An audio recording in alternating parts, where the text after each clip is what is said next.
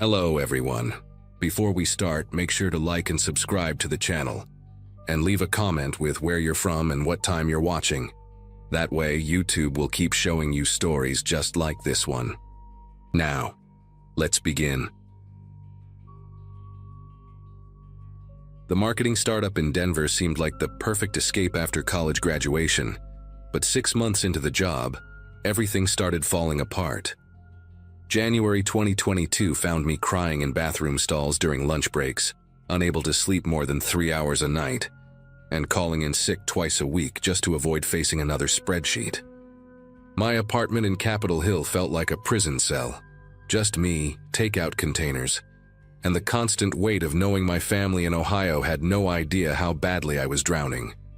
After my manager pulled me aside to discuss my concerning performance decline, I finally admitted I needed professional help. My company's health insurance covered mental health services, and the HR department specifically recommended Whitmore Behavioral Health Center, this gleaming facility nestled between medical offices and wellness spas in Cherry Creek.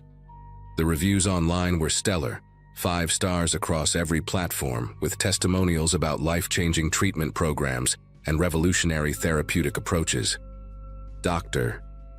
Nathaniel Graves became my assigned psychiatrist, and our first appointment felt strange from the moment he walked into the consultation room.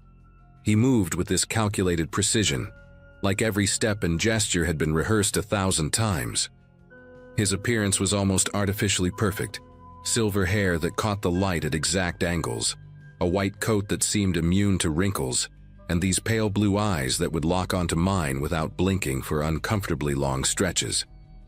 He listened to my symptoms while taking notes on a tablet he kept tilted away from my view, occasionally making these soft humming sounds that weren't quite agreement or disagreement, just acknowledgement that words were being spoken. After exactly 45 minutes, he diagnosed me with adjustment disorder with depressed mood, and immediately recommended their intensive outpatient program, 3 sessions weekly including individual therapy, group meetings, and what he called pioneering mood regulation protocols. He explained that Whitmore was participating in groundbreaking research, using techniques that major universities were still years away from implementing, methods that could rewire negative thought patterns at what he called the neurological substrate level. The first few weeks seemed normal enough.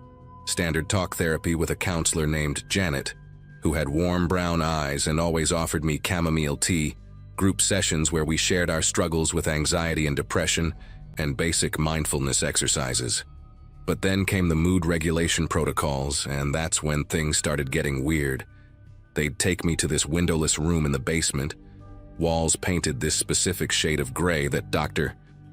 Graves insisted was chromatically optimized for neural receptivity, where I'd sit in a reclining chair while they attached sensors to my temples, wrists, and chest. A technician named Bradley, who never made eye contact and always wore these thick rubber gloves, would monitor readings on multiple screens while playing audio tracks through headphones, not music or meditation guides, but these rhythmic pulses mixed with what sounded like reversed speech that I could never quite make out.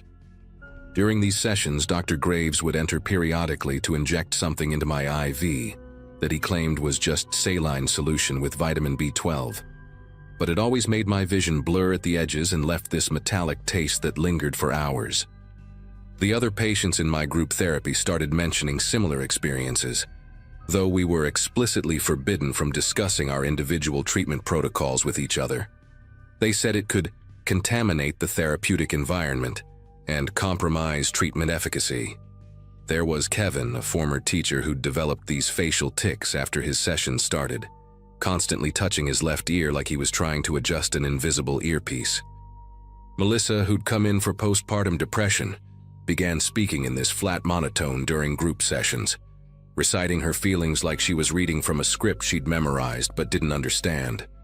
And then there was Anthony, probably the most disturbing case, who'd started documenting everything in this notebook he carried everywhere, writing down timestamps and drawing these intricate diagrams that he'd quickly cover whenever staff members walked by. We all noticed the changes in each other, the way our symptoms seemed to be morphing into something different from what we'd come in with, but the fear of being labeled non-compliant, or treatment-resistant, kept us quiet. Everything escalated during my 6th week at Whitmore, when they introduced what Dr. Graves called cognitive reconstruction sessions. They moved me to a different wing of the building, one that required a special key card and had no signs or room numbers, just colored dots on the doors. Mine was orange with 3 black stripes. The chair in this new room had restraints, which Bradley assured me were just for postural consistency during neural mapping. But once they strapped me in, I couldn't move anything except my eyes. They placed this curved screen inches from my face and began showing me rapid sequences of images. Some were benign, like landscapes or furniture, but others were deeply personal photos I'd never given them. My childhood bedroom, my mother's face at different angles, even screenshots of text conversations from my phone. Between the images, single words would flash too quickly to consciously read, but I'd feel my mouth trying to form sounds that weren't quite words, like my tongue was attempting to speak a language it didn't know. After these sessions, I'd lose chunks of time. Not blackouts exactly, but these gray periods where I'd suddenly find myself in different parts of the building with no memory of walking there. The staff would tell me I'd been participating in activities, even show me sign-in sheets with my signature, but the handwriting looked wrong, too perfect, like someone had practiced copying my style. My roommate called one evening, concerned because I'd apparently had a 20-minute phone conversation with her that I couldn't remember at all. She said I'd spoken normally but kept repeating specific phrases about being grateful for the treatment and how Dr. Graves was helping me understand myself. The worst part was finding notes in my journal that I didn't remember writing, detailed observations about the other patients using clinical terminology I didn't know, rating their compliance levels and susceptibility indices with numerical scores and color-coded categories. My breaking point came when Anthony slipped me a folded paper during group therapy. While Janet was distracted by Melissa having one of her episodes, she'd started laughing and crying simultaneously while reciting multiplication tables. His note was frantic, barely legible. "They're conditioning us. Check your diagnosis. Original paperwork. They changed mine." He'd drawn a crude map to the records room, marked with times when staff rotations left it briefly unguarded. That night, I pretended to have severe insomnia, which wasn't hard since the medications they gave me caused this constant buzzing sensation under my skin, like electrical currents were running through my veins. When the night nurse did her 3 a.m. rounds, I counted exactly 4 minutes after her footsteps faded, then made my way to the administrative wing using Anthony's map, my hospital socks silent on the polished floors. The records room smelled like old paper and disinfectant, file cabinets stretching from floor to ceiling with tiny labels I could barely read in the dim emergency lighting. I found my file in the 3rd cabinet, fingers trembling as I pulled out the thick folder marked with my patient ID number and a red sticker I'd never seen before that said Protocol 7A. The intake form I'd signed clearly stated, "Adjustment disorder with depressed mood," exactly what Dr. Graves had told me, but underneath were additional documents I'd never seen. My diagnosis had been amended 3 times without my knowledge, first to severe treatment-resistant depression with psychotic features, then schizoaffective disorder, and finally, dissociative identity disorder with high suggestibility index. Each change was dated after specific treatment sessions, signed by Dr. Mai, Graves, and 2 other doctors I'd never met, with attached forms authorizing increasingly invasive procedures. The most recent form, dated just 2 days ago, approved something called Phase 3 neural restructuring and had a box checked for patient consent obtained through therapeutic persuasion. Behind the medical forms, I found something even worse. A research proposal titled Behavioral Modification Through Systematic Diagnostic Escalation, with Whitmore's logo and a pharmaceutical company's name I recognized from the news. Xerogen Corp. Recently investigated for unauthorized drug trials in Eastern Europe. The abstract described using incremental false diagnoses to justify experimental treatments, testing how far patients could be pushed before they either accepted their manufactured conditions or attempted to leave. We were the test subjects, sorted into different protocols based on our initial psychological profiles. My group, Protocol 7A, was designated for maximum cognitive plasticity assessment, essentially seeing how completely they could rewrite our sense of reality. The document included charts showing successful integration rates, where success meant patients who fully accepted their false diagnoses and requested continued treatment even after the study period ended. I photographed everything with my phone, hands shaking so badly that half the pictures came out blurred. But I needed proof because I knew no one would believe this without evidence. As I was putting the files back, I found Anthony's folder with a yellow sticky note on top. Subject terminated from study, excessive awareness, schedule for standard treatment and discharge. The date was tomorrow. I grabbed his file too, along with Kevin's and Melissa's, shoving papers into my pajama pockets until they bulged obviously. That's when I heard footsteps in the hallway, the distinctive squeak of Bradley's rubber-soled shoes against the linoleum. I slipped out the other door, the one leading to the stairwell, and ran up 2 flights before ducking into a supply closet that reeked of industrial bleach and something sickly sweet I couldn't identify. Through the door crack, I watched Bradley pass by with Dr. Graves, both of them heading toward the records room, their voices low but urgent. The next morning, I acted completely normal during breakfast, forcing myself to eat the scrambled eggs that tasted like cardboard, while Bradley watched from the corner, his eyes tracking every movement. During group therapy, I participated enthusiastically, even volunteering to share how much the treatment was helping me see my distorted thinking patterns, using the exact phrases Dr. Graves had been feeding us for weeks. Janet seemed pleased, making notes with a slight smile, unaware that I'd uploaded all the photos to 3 different cloud services and emailed them to my sister with instructions to contact a lawyer if I didn't call her by 6 p.m. Anthony wasn't at group therapy. They said he'd been discharged early that morning due to family circumstances, but Kevin whispered that he'd seen security escort Anthony to a van around 4 a.m., still in his hospital gown. After lunch, I told Janet I was feeling overwhelmed and needed to call my mother, something they encouraged as maintaining family connections. Instead, I called a law firm that specialized in medical malpractice from the lobby payphone, speaking quickly while watching Bradley pretend to read a magazine nearby. Within 3 hours, my sister arrived with 2 lawyers and a court order for immediate release and preservation of all medical records. The look on Dr. Graves's face when they served him papers was pure calculated assessment, like he was determining exactly how much I knew and whether it was worth trying to discredit me. They had to release me immediately, but not before Janet pulled me aside to warn that leaving against medical advice would severely impact any future treatment I might need, her warm brown eyes now cold and threatening.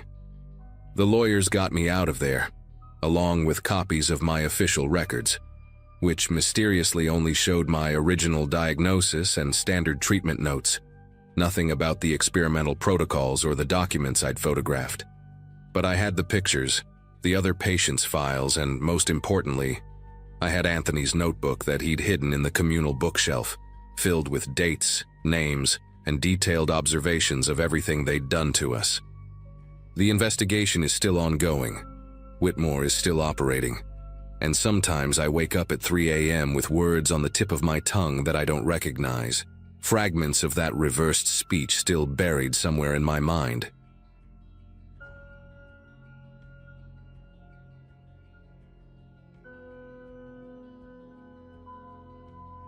The tremors in my left hand had gotten worse over the past 6 months, bad enough that I couldn't hold a coffee cup some mornings.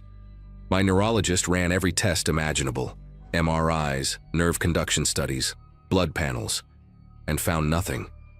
Could be psychological, she said, suggesting maybe something from my past was manifesting physically. That's how I ended up driving through upstate New York on a rainy October afternoon, heading toward Riverside Psychiatric Institute, where I'd spent 8 months as a 16-year-old. My parents had me committed after my brother died, said I was having a breakdown, But really, I was just an angry, grieving teenager who didn't know how to process losing the only person who understood me. The place had been closed for 5 years, according to Google, but reopened recently as some kind of research facility. Still, they kept old patient records, or so the woman on the phone claimed when I called asking about my files. The building hadn't changed much. Same red brick exterior with those narrow windows covered in wire mesh. Same imposing iron gates that made you feel like a prisoner before you even walked through the doors. The parking lot was nearly empty, just a few cars scattered around like forgotten thoughts. Inside, the lobby had been renovated with modern furniture and fresh white paint, but underneath that new car smell of recent construction, I could detect something else. That institutional cocktail of disinfectant, floor wax, and something medicinal that seemed baked into the walls themselves. The receptionist, a young woman with nervous energy who kept tapping her fingernails on the desk, said Dr. Simmons could see me in 20 minutes. While waiting, I noticed my hand had stopped shaking for the first time in days, like it recognized this place and decided to behave. Dr. Simmons turned out to be a woman in her 50s with prematurely gray hair pulled into a tight bun, and the kind of careful, measured way of speaking that made you wonder what she wasn't saying. She led me through hallways that sparked fragments of memory.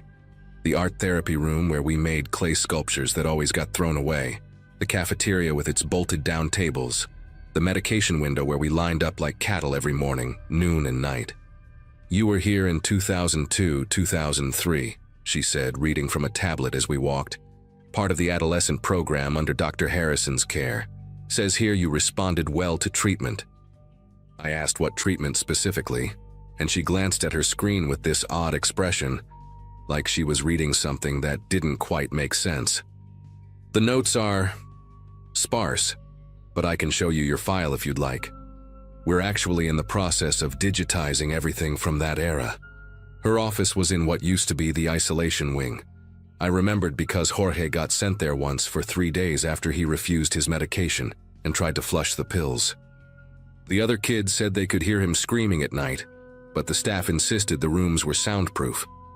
Dr. Simmons pulled out a manila folder thick with papers, some yellowed with age, others looking like they'd been photocopied multiple times.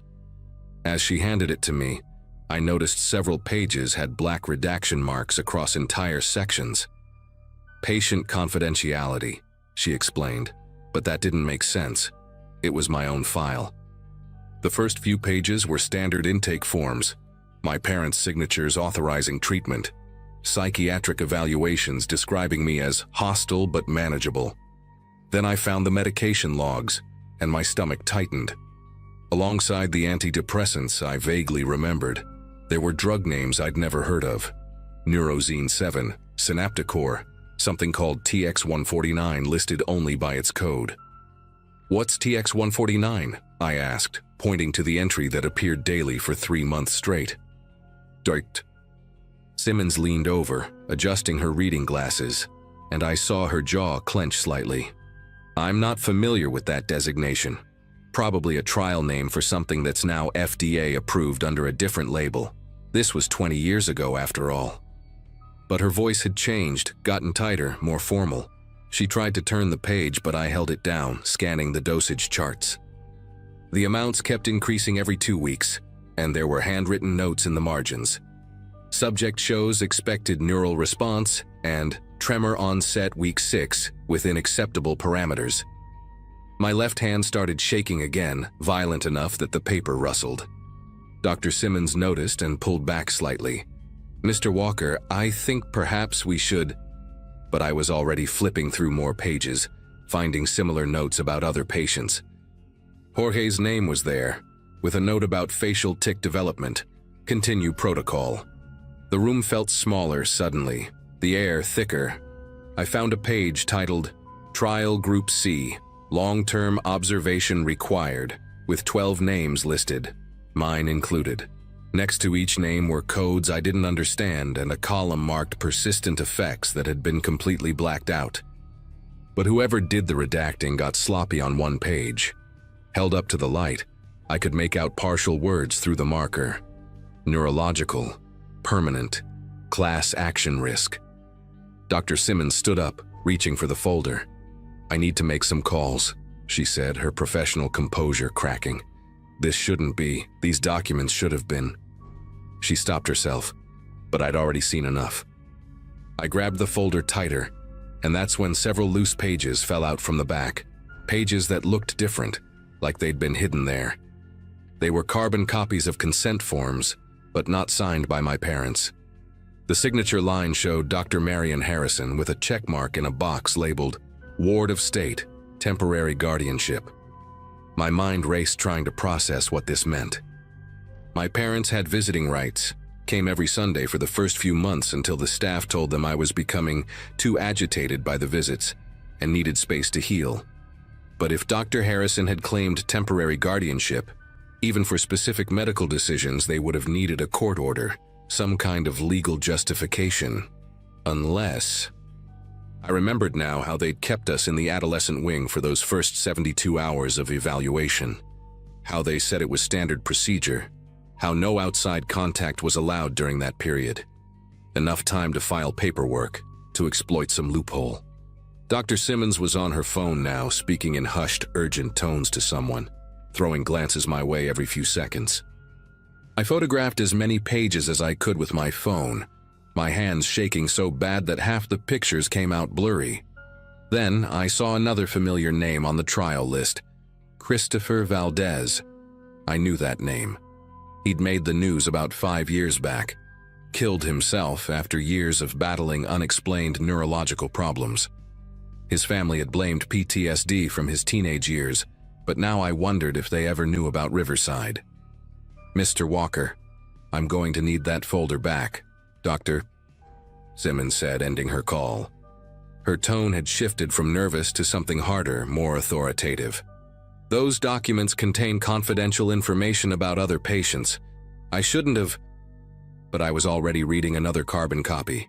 This one a memo between Dr. Harrison and someone at a pharmaceutical company called ZeroGen Corp. The letterhead was partially visible through the aged paper, and the content discussed preliminary results exceeding expectations and minimal oversight from state regulators. The memo mentioned that the adolescent subjects were ideal candidates because their developing brains showed higher plasticity, and any side effects could be attributed to their underlying conditions. My whole body felt cold, that kind of chill that starts from inside your bones. "Doctor." Simmons moved toward me, but I stepped back, clutching the folder. "How many of us were there?" I asked. "In the trials, how many kids did you people experiment on?" She stopped, her face cycling through expressions like she was trying to find the right mask to wear. "Dr. Harrison's research was approved by the board at the time," she said finally, each word carefully measured. "Different era, different standards. But I assure you, any treatments you received..." I cut her off by holding up the memo about minimal oversight and watched her face go pale. She knew exactly what had happened here. "You need to understand," she said, voice dropping lower. "I only started here 3 years ago. When we reopened, we found boxes of these files in the basement, water-damaged, forgotten. I've been trying to piece together. But Harrison destroyed most of the actual research data before he retired. What you're holding might be the only proof left." The tremor in my hand had spread up my arm now, the muscle spasms visible through my shirt. She noticed and added, "There are others. Former patients who've come back over the past year. Same symptoms, same questions. Most of them can't afford lawyers and without complete documentation." She trailed off, but the implication was clear. We were screwed. I thought about calling the police right there. But what would I report? Experimental drug trials from 2 decades ago with half the evidence destroyed, and the main perpetrator probably living comfortably in retirement. Instead, I asked Dr. Simmons for the names of the other former patients who'd come forward. She hesitated, clearly weighing the ethical implications against whatever guilt she was carrying. "I can't give you names," she said finally. "But I can tell you there's a support group that meets Wednesday nights at the community center on Oak Street. They call themselves Survivors of Institutional Abuse. You might find who you're looking for there." She paused, then added quietly, Bring copies of those documents. They've been trying to build a case for years, but nobody had proof of the drug trials.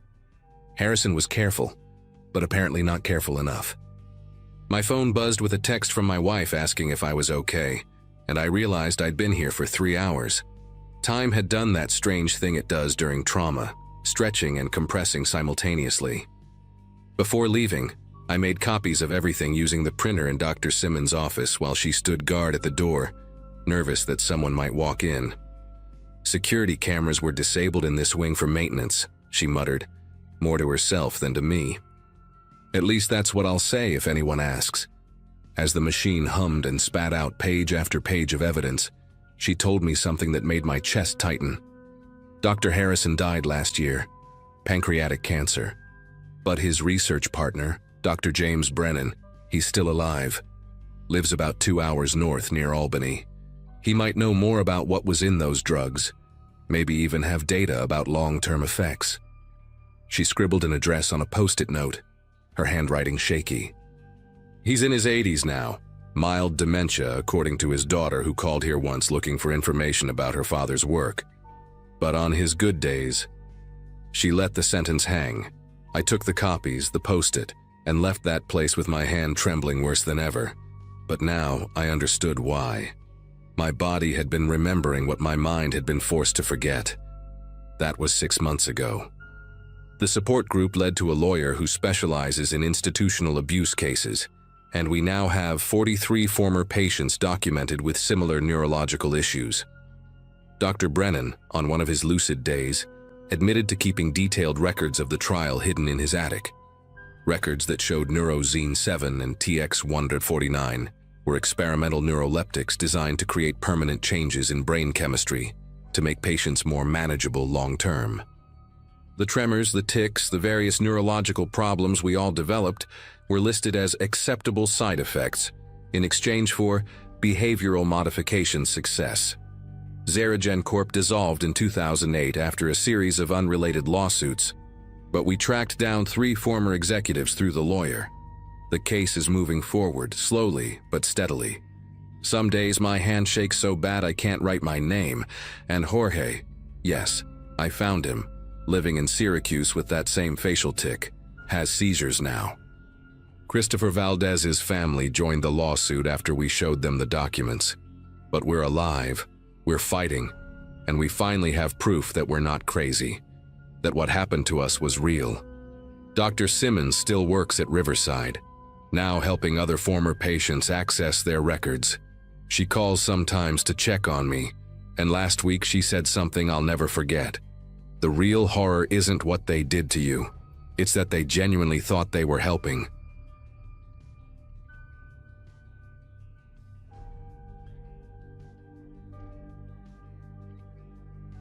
Six years of case files, patient advocacy meetings, and discharge paperwork had made me pretty good at spotting inconsistencies in medical records. At Greenwood Medical Center, where I worked as a social worker, paperwork errors were common enough that most people just shrugged them off. It was March 2023, and I was 34, recently divorced, basically living at the facility because home was just an empty apartment with too much silence. My supervisor used to joke that I knew the patients better than their own doctors did, which was probably true since I spent most of my waking hours reviewing their cases and coordinating their care plans. The facility itself was nothing special, a mid-sized psychiatric and rehabilitation center with about 200 beds, serving mostly Medicare patients and folks on state insurance. That mundane setting makes what I discovered even harder to believe, Mrs. Hoffman changed everything when she showed up at my office on a Wednesday afternoon, her face puffy from crying, and her voice breaking every few words. Her son Daniel had been in our psychiatric wing for 2 months, dealing with severe depression after losing his job and his marriage in the same year. The nursing staff had told her the previous week that Daniel was being transferred to Fairmont Hospital for specialized treatment, something about a new therapy program that would better suit his needs. But when she called Fairmont to check on visiting hours, they had no record of Daniel ever arriving. She'd even driven there herself, spent 3 hours arguing with their admissions desk, watching them search every possible variation of his name and birth date in their system. The way her fingers trembled as she showed me the transfer paperwork made my chest tighten, because deep down, I knew something was seriously wrong. I told Mrs. Hoffman I'd make some calls and get to the bottom of it, assuming initially that this was just a clerical error, or maybe Daniel had been sent to a different facility by mistake. I spent the rest of that afternoon on the phone, calling every psychiatric hospital within a 100-mile radius, even reaching out to general hospitals with psychiatric wards. Each conversation went the same way. No patient by that name, no transfer from Greenwood on that date, no record in their systems at all. By 5 o'clock, I'd contacted 17 different facilities, and my notepad was covered in crossed-out hospital names and phone numbers. The transport company that supposedly handled the transfer, MedTrans Solutions, had a record of picking Daniel up at 3:47 a.m. on a Saturday, with a driver named Carl Brenner signing off on the paperwork. But when I called MedTrans back to get more details, they said Carl had quit 2 days after that transport, left no forwarding information, and his employee file had somehow gotten corrupted in their system. That night, I stayed at the office until almost midnight, pulling transfer records from the past year. What I found made my mouth go dry. Daniel wasn't an isolated case. In the past 8 months, we'd had 14 patients transferred to various facilities during overnight or early morning hours, always on weekends, when administrative staff weren't around. The receiving hospitals were scattered across 3 states, never the same one twice, and when I started making verification calls the next morning, not a single facility had any record of these patients arriving. The transfer orders all looked legitimate, signed by Dr. Reynolds or Dr. Patel, both respected psychiatrists who'd been with Greenwood for over a decade. But when I checked the duty rosters, neither doctor had been on call during most of these transfers. Someone was forging signatures, and they were good at it. I only noticed because Dr. Patel always drew a tiny circle instead of a dot over her lowercase i's, and these signatures had regular dots. I decided to cross-reference our transfer records with missing persons reports in the surrounding counties, which meant spending my lunch breaks at the public library because their computers had access to databases I couldn't reach from work. The librarian, Mrs. Garner, started recognizing me after the 3rd day, always offering me the same corner computer where nobody could see my screen. It took me 2 weeks of searching, but I found something that made me physically ill. 3 of our transferred patients had been reported missing by their families, but the reports had been filed weeks after the supposed transfers. The families had been told their loved ones had been moved to long-term care facilities that required limited contact during the adjustment period. One family had even received typed letters, supposedly from their daughter, saying she was doing better and asking them not to visit yet. The handwriting expert they'd hired said the signature looked authentic, but something about the language felt wrong to them, too formal, missing the little phrases their daughter always used. My biggest mistake was taking this information to my supervisor, Howard Finch, a man I'd trusted for 6 years who'd always supported my advocacy for patients. Howard sat behind his desk, fingers steepled, while I laid out everything I'd found: the missing patients, the forged signatures, the pattern of weekend transfers, the transport company irregularities. His expression never changed, not even when I showed him the missing persons reports that matched our transferred patients. When I finished, he leaned back in his chair and told me I was stressed, that my divorce was affecting my judgment, that I needed to take some personal time. He said these transfer discrepancies were probably just bureaucratic mix-ups that would sort themselves out, and that I was connecting dots that didn't need connecting. But the way he wouldn't meet my eyes, the way he kept glancing at his phone like he was waiting for something, it told me he knew exactly what was happening. He offered me 2 weeks paid leave to reset and refocus, and something in his tone made it clear this wasn't really an offer. I refused the leave and went back to my office. But over the next few days, things started getting strange in ways that made me constantly check my rearview mirror during my commute. My key card suddenly had restricted access, blocking me from the records room I'd used freely for years. Patient files I'd been working on disappeared from my desk, and when I asked about them, people claimed they'd never existed. Colleagues who'd always been friendly started avoiding me in the hallways, conversations stopping abruptly when I walked into the break room. Doctor. Patel pulled me aside one afternoon near the parking garage, pretending to look for her keys while she whispered that I should be careful, that some questions were dangerous to ask, that she'd seen what happened to people who dug too deep.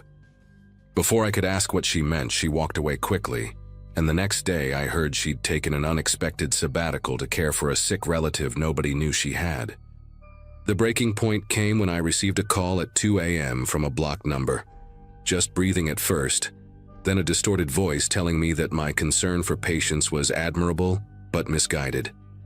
They knew about my visits to the library, about the copies I'd made, about the flash drive I kept in my car's glove compartment with all my research. They suggested I think about my own well-being, about how accidents could happen to people who worked late and drove home on dark roads. The next morning, I found my car tires slashed in the employee parking lot, and security claimed their cameras had mysteriously malfunctioned during the night. But what really terrified me was finding Daniel Hoffman's patient bracelet tucked under my windshield wiper, the one he should have been wearing when he was transferred. It still had dried blood on the edges, and the date hadn't been updated since the day he supposedly left our facility. That morning, I called in sick and drove straight to the police station, carrying a box of copied documents, my research notes, and Daniel's bracelet in a sealed plastic bag.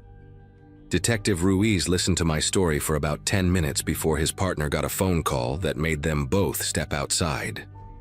When they came back, Ruiz's entire demeanor had changed. Suddenly, I was the one being questioned about why I'd been accessing confidential patient records, why I'd been harassing other medical facilities with false inquiries, why I'd stolen property from the hospital. They'd received a call from Greenwood's legal department about a rogue employee with a history of mental health issues following her divorce. There were apparently concerns about my fitness for duty, documentation of erratic behavior that I'd never seen before, even a psychiatric evaluation recommending immediate intervention that had my forged signature on it. The detective suggested I leave before they had to formally charge me with theft and high pay violations, and the way his hand rested on his service weapon made it clear this wasn't a suggestion. I went home and started packing immediately, throwing clothes into suitcases while refreshing my email on my phone. The termination letter arrived before I'd even finished packing. Gross misconduct, breach of patient confidentiality, immediate effect. Legal action if I came near the facility. My professional license was under review. My bank account had already been flagged for the supposed theft of hospital property, and when I tried to call Mrs. Hoffman to warn her, I found out she'd withdrawn her complaint after being told her son had contacted the hospital to say he was fine and didn't want contact with his family. The transport company I'd been investigating, MedTrans Solutions, had filed a restraining order against me for harassment. Even the library had banned me, claiming I'd been using their computers for illegal activities. In less than 6 hours, my entire life had been systematically destroyed, and all because I'd tried to find out what happened to 14 people nobody else seemed to care about. I left town that same night, driving 12 hours straight to stay with my sister in Arizona, constantly checking my mirrors for anyone following me. For 3 months, I laid low, avoiding social media, paying everything in cash, working temporary jobs under the table while trying to rebuild some semblance of a life. But I couldn't stop thinking about those 14 patients, about their families who'd never get answers, about what kind of operation could make people vanish so completely and silence anyone who asked questions. Then one evening, I saw a news report about a medical waste facility being investigated in Nevada after human remains were found improperly disposed of. The facility had contracts with several psychiatric hospitals, including Greenwood Medical Center. The investigation was shut down within a week, blamed on contaminated animal research materials, but one detail stuck with me. The whistleblower who'd reported it, a waste management employee named Carl Brenner, had died in a car accident 2 days before he was supposed to testify. Same Carl Brenner, who'd signed off on Daniel's transport paperwork and quit immediately after. I'm sharing this here because I've changed my name, moved states twice more, and taken every precaution I can think of, but I know they're still watching. Last month, I saw Howard Finch's obituary online. Sudden heart attack at 52, no prior health issues, private funeral with no service. Dr. Patel's sabbatical became permanent retirement, and she seemingly vanished as completely as those patients. Greenwood Medical Center is still operating, still transferring patients on weekend nights, and families are still being told their loved ones are getting specialized care elsewhere. I've accepted that I'll never be able to practice social work again, that my old life is gone forever, and that those 14 people are probably never coming back. But maybe someone reading this has noticed similar patterns at their facility. Maybe someone else is keeping track of mysterious transfers and missing patients. Don't make my mistake of trusting the system to investigate itself. Document everything. Protect yourself first. And remember that sometimes the real horror isn't what we imagine in the dark. It's what happens in medical facilities at 3 a.m. when nobody's watching, hidden behind bureaucracy and transfer paperwork, where human beings become disposable, and anyone who asks questions becomes a problem to be solved.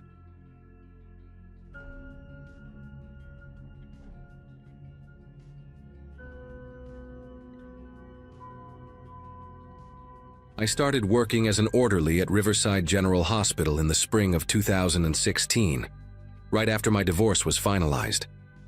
The job wasn't glamorous, but it paid decent money and came with benefits I desperately needed. Most days I cleaned rooms, transported patients, and helped with whatever the nurses needed. The hospital itself was old, built sometime in the 1950s with that institutional yellow brick exterior and narrow windows that barely let in any light.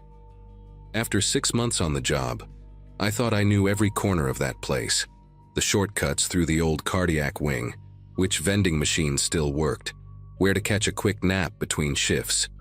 But that Wednesday in November changed everything when my supervisor, a stocky guy named Frank, asked me to help check some ventilation systems in the basement. The basement always gave me an uneasy feeling, but that day something was different. Frank led me past the usual storage areas and the laundry facilities, down a corridor I'd never noticed before. The fluorescent lights flickered overhead, casting strange shadows that danced along the walls. We walked for what seemed like 10 minutes through a maze of hallways, each turn taking us deeper into the building's foundation. The air grew thicker, mustier, and I noticed the usual hospital sounds. The beeping machines, the intercoms, the constant foot traffic had completely faded away. Frank stopped at a heavy metal door marked only with B7 in fading paint. When he pushed it open, the hinges groaned like they hadn't moved in decades. What I saw behind that door made me stop dead in my tracks. The walls were covered floor to ceiling with thick gray padding, the kind you'd see in a recording studio, and every door in that hallway had rubber seals around the edges. Frank must have noticed my confusion because he quickly mumbled something about old psychiatric treatment rooms from the 70s. He said they used to do specialized therapy down here, whatever that meant, but assured me the wing had been abandoned for at least 15 years. The way he avoided eye contact when he said it made my gut twist. We were supposed to check the ventilation system, make sure no mold was growing in the old ducts, but I couldn't focus on the task. Every room we entered had the same setup: padded walls, reinforced doors with small windows at eye level, and ventilation grates that had been welded shut. In one room, I noticed scratch marks on the padding near the floor, deep gouges that had torn through multiple layers. Frank pretended not to see them, just kept checking items off his clipboard and talking about basketball scores. That night, I couldn't stop thinking about that hallway. During my graveyard shift, around 2 a.m. when the hospital was at its quietest, I decided to go back down there alone. I told myself I was being ridiculous, that Frank's explanation made perfect sense, but something kept nagging at me. I grabbed a flashlight from the supply closet and made my way back through those winding basement corridors. The further I went, the more the temperature seemed to drop, and I could see my breath forming small clouds in the beam of my flashlight. When I finally reached the B7 door again, I stood there for a full minute just listening, At first, there was nothing but the distant hum of the building's machinery. Then I heard it. A rhythmic tapping, barely audible through all that soundproofing. 3 quick taps, then a pause, then 3 more. Like someone knocking on a door, asking to be let out. I pressed my ear against the cold metal door, trying to pinpoint where the sound was coming from.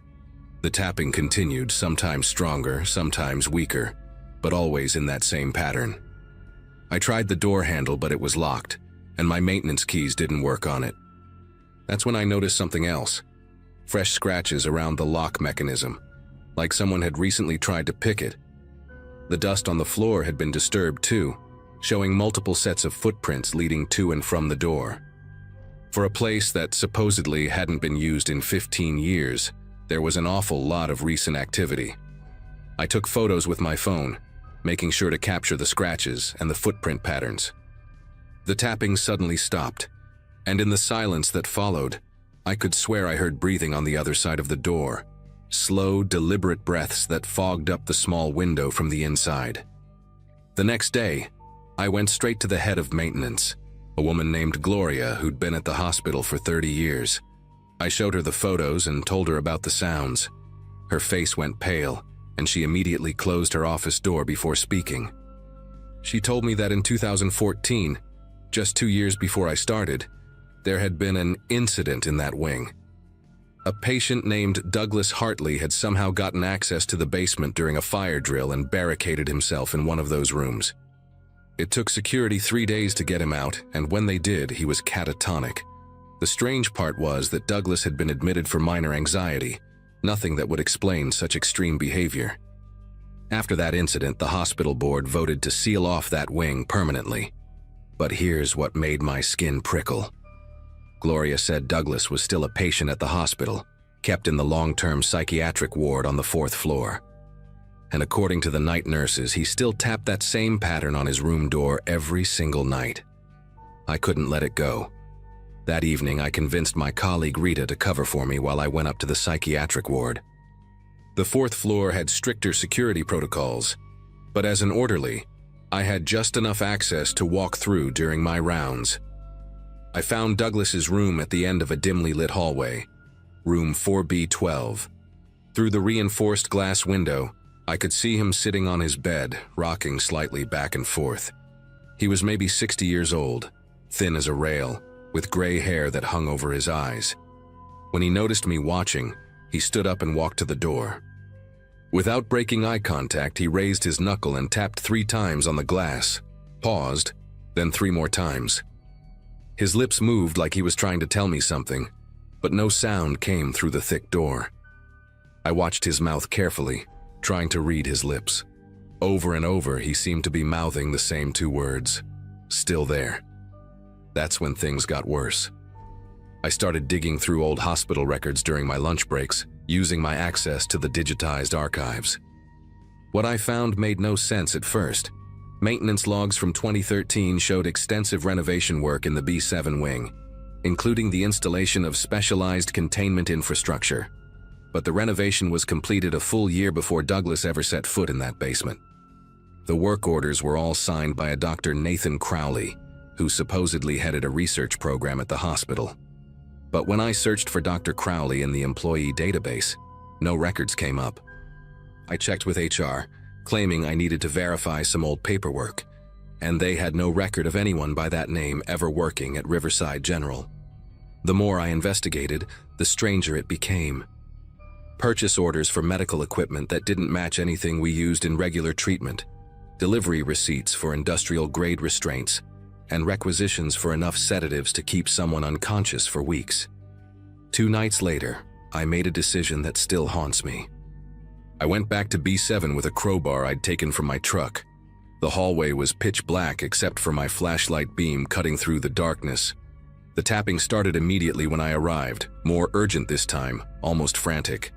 I wedged the crowbar into the door frame and put all my weight behind it. The lock was strong, but the frame was old, and after several minutes of prying, I heard the wood splinter. The door swung open, releasing a wave of stale, medicinal air that made me gag. Inside, the room was exactly like the others I'd seen, except for one detail. In the corner, partially hidden behind loose padding, was a small ventilation grate that hadn't been welded shut. Fresh air was flowing through it, and when I knelt down to look closer, I could see scratch marks all around it, like someone had been trying to pry it open from the inside. The tapping sound was coming from the ventilation shaft itself. I pulled out my phone and turned on the flashlight, angling it into the vent. What I saw made me stumble backward and nearly drop the phone. There was another room visible through the shaft, one that wasn't on any blueprint I'd seen. The walls were bare concrete, and there was medical equipment everywhere. IV stands, monitoring devices, and what looked like a dental chair modified with leather straps. But that wasn't the worst part. On the far wall, I could see photographs pinned up, dozens of them. Even from that distance, I could make out that they were patient photos, the kind we take for admission records. Some of them looked recent. I recognized at least 3 faces from the long-term ward, including Douglas. I tried to angle my phone to record video evidence, but then I heard footsteps in the hallway behind me. Heavy, deliberate footsteps that stopped right outside the door. I turned around slowly, and there was Frank standing in the doorway, but he wasn't alone. 2 security guards flanked him, and behind them stood a man in a white coat I'd never seen before.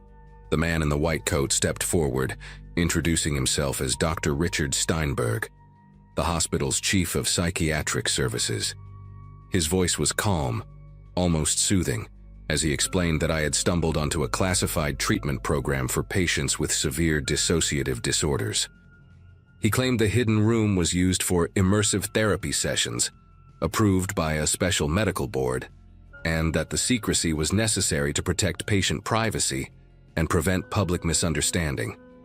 He offered to show me the proper documentation, even suggested I could be transferred to a better paying position if I signed some confidentiality agreements. But while he talked, I noticed Frank's hand resting on his belt, right where security usually carried their tasers. The 2 guards had positioned themselves to block any exit route. Dr. Steinberg kept talking about medical ethics and revolutionary treatments, but his eyes were cold, calculating, watching my every reaction. I played along, nodding and apologizing for the misunderstanding, saying I just wanted to do my job properly. After what felt like hours but was probably 10 minutes, they escorted me back to the main floor and sent me home, telling me to take a few days off to process what I'd learned. I never went back. That same night, I packed everything I could fit in my car and drove to my sister's place 3 states away. Before I left, I uploaded all the photos and videos I'd taken to multiple cloud services and sent copies to a journalist friend, though she never published anything. Said her editor killed the story after a call from the hospital's lawyers. I found out later that Douglas had been transferred to another facility the day after my discovery, and his records were sealed. Frank called me twice, leaving voicemails about my final paycheck and returning my uniform, but I never responded. About a month later, I saw a small news item about Riverside General receiving a massive private grant for expanding mental health services. The article mentioned new underground facilities being constructed, but didn't give details. I work at a small clinic now, far from any large hospitals. Sometimes I still wake up at 2 a.m., and I swear I can hear that tapping pattern in my head. 3 knocks, pause, 3 knocks. I looked up Douglas Hartley online once, but found only an obituary from 6 months after I left. The cause of death was listed as complications from long-term psychiatric treatment. I don't know what they were doing in that basement, and honestly, I don't want to know. But sometimes I think about the other patients whose photos were on that wall, and I wonder if they're still tapping somewhere, waiting for someone to listen.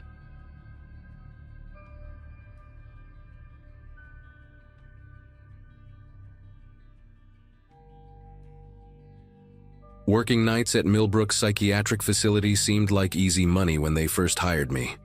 28 years old, fresh certification in hand, student loans crushing my bank account. That night shift differential looked pretty sweet on paper.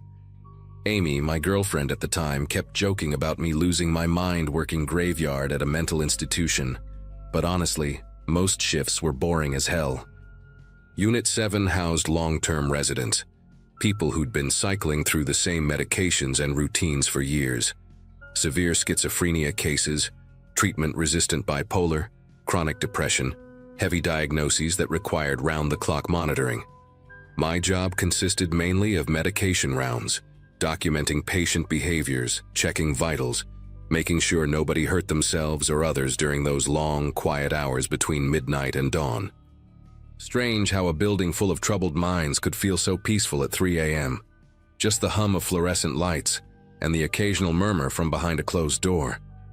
You get used to the rhythm of it, the way certain patients pace at specific times, which rooms stay silent, which ones you'll hear crying softly when they think nobody's listening. Wednesday night in August changed everything. Humid as hell outside, the AC struggling to keep up, making the whole ward feel sticky and oppressive. Dorothy Caldwell, room 714, had been with us for almost 4 years. 67 years old, sweet lady when her meds were balanced right. Used to teach elementary school before her depression got too severe to function. That night at 3:15 a.m., her room alarm started shrieking. That specific pitch that means medical emergency, not just a fall or panic attack. Found her gasping for air, skin going gray, pupils pinned to tiny dots. Classic signs of medication overdose, except Dorothy had been stable on the same cocktail for 3 straight years. We managed to stabilize her, got her transferred to the medical wing, but when I went to check the medication administration record, something was wrong. The 9:47 p.m. dose was signed KB, initials that meant absolutely nothing to me.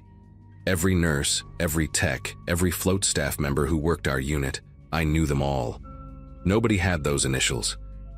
Bethany, our charge nurse, barely glanced at the log when I brought it to her attention, just mumbled something about staff from other units helping out, told me to focus on my remaining patients. 2 nights later, it happened again. Gerald Foster, room 709, a 44-year-old man with severe bipolar disorder who'd been stable for 18 months. Found him during my 2 a.m. rounds, convulsing in his bed, foam around his mouth, his roommate screaming for help.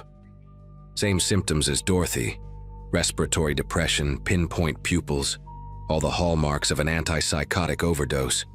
Gerald was a big guy, worked construction before his illness took over, always talked about getting back to building houses once he got out. Seeing him like that, helpless and choking on his own saliva, it hit different. While the medical team worked on him, I went straight to the medication logs. There it was again. Evening dose at 10:22 p.m. signed RJ. Nobody on our staff had those initials either. I started keeping my own notes in a pocket notebook, writing down every detail. The medication room had a keypad lock that logged every entry, so I checked those records against the MAR signatures.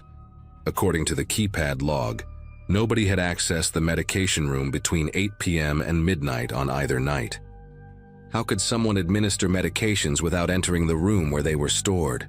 My shift partner, a guy named Aaron who'd been working psych wards for 12 years, noticed me getting obsessed with the paperwork.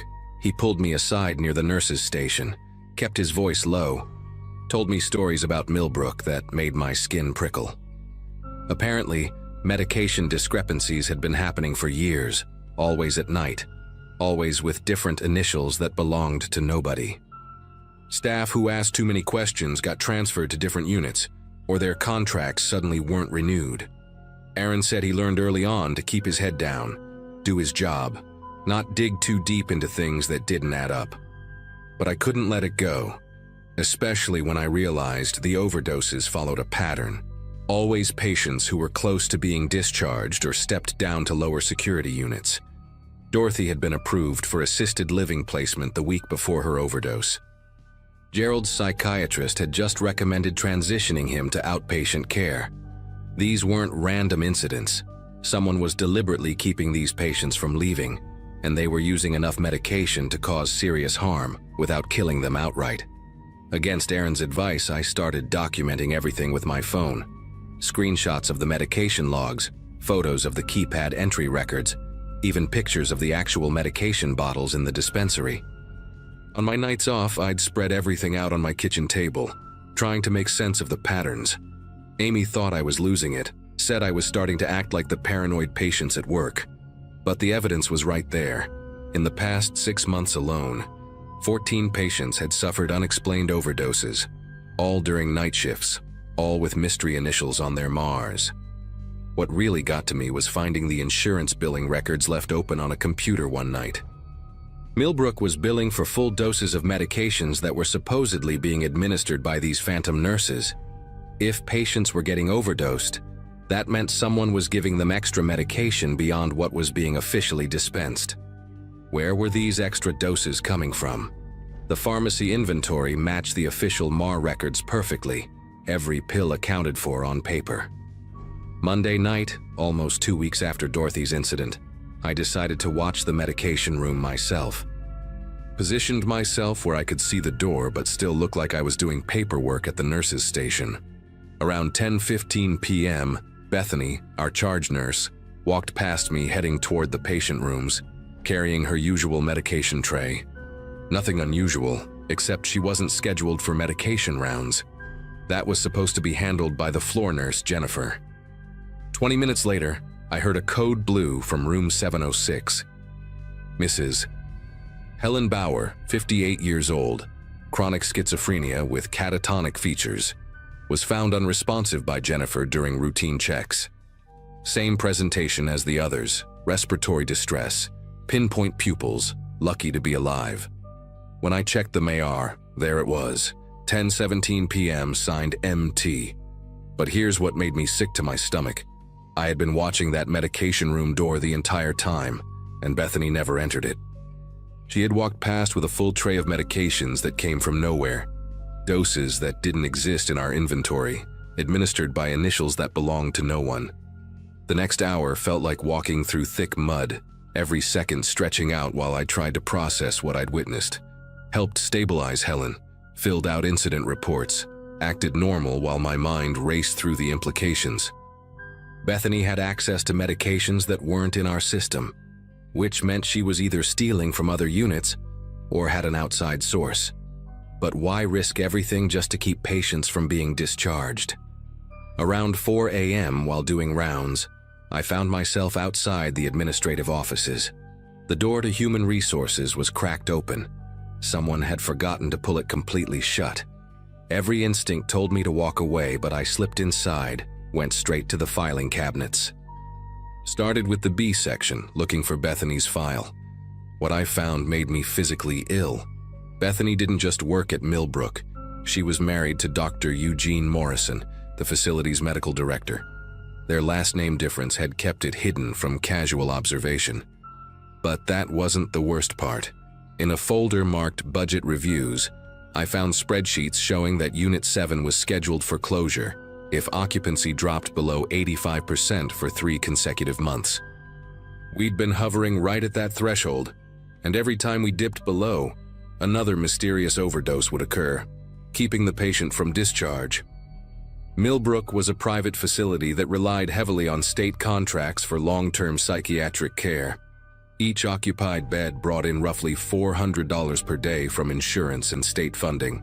Keeping just 5 extra patients meant $60,000 per month in revenue. The math was right there in black and white. Every overdose that delayed a discharge was worth thousands of dollars to the facility. But Dr. Morrison and Bethany weren't just protecting jobs or keeping a unit open. They had recently purchased a massive house according to a mortgage document carelessly left in the printer. They were living way beyond what their salaries could support. Aaron found me in that office at 5 a.m., white as a sheet, papers scattered across the desk.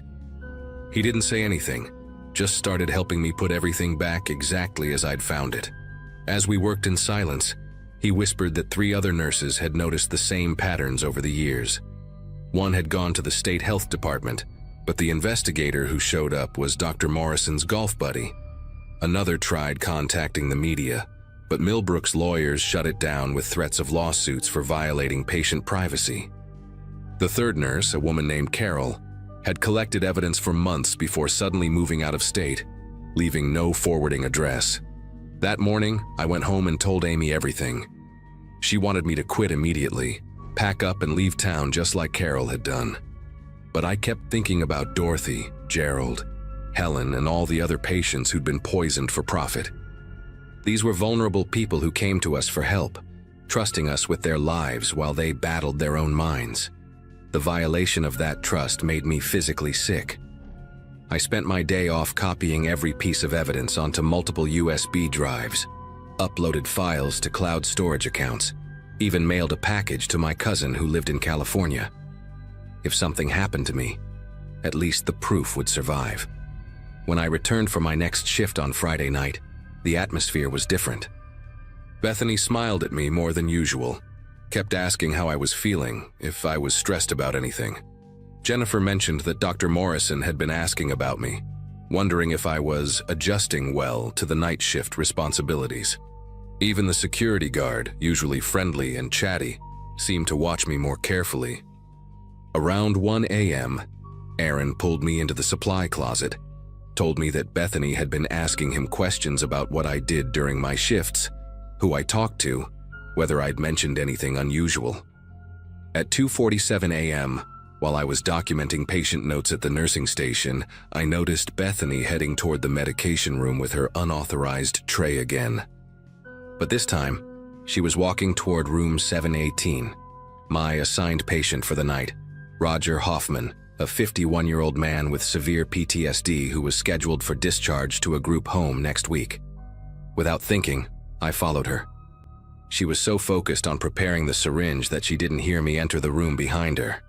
Roger was asleep, his breathing steady and peaceful, unaware that he was about to become another casualty of their scheme. When I cleared my throat, Bethany spun around, the loaded syringe still in her hand. For a moment, we just stared at each other.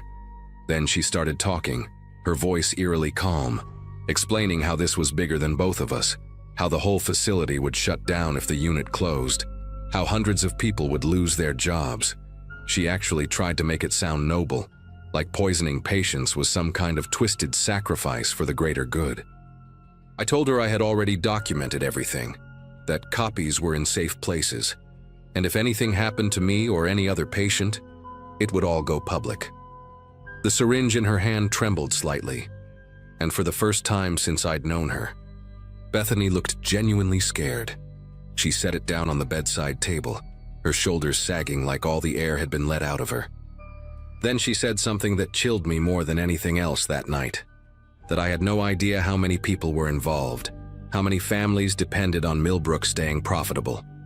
She named names, the head of security, 2 psychiatrists, 3 day shift nurses, even someone at the state inspection office.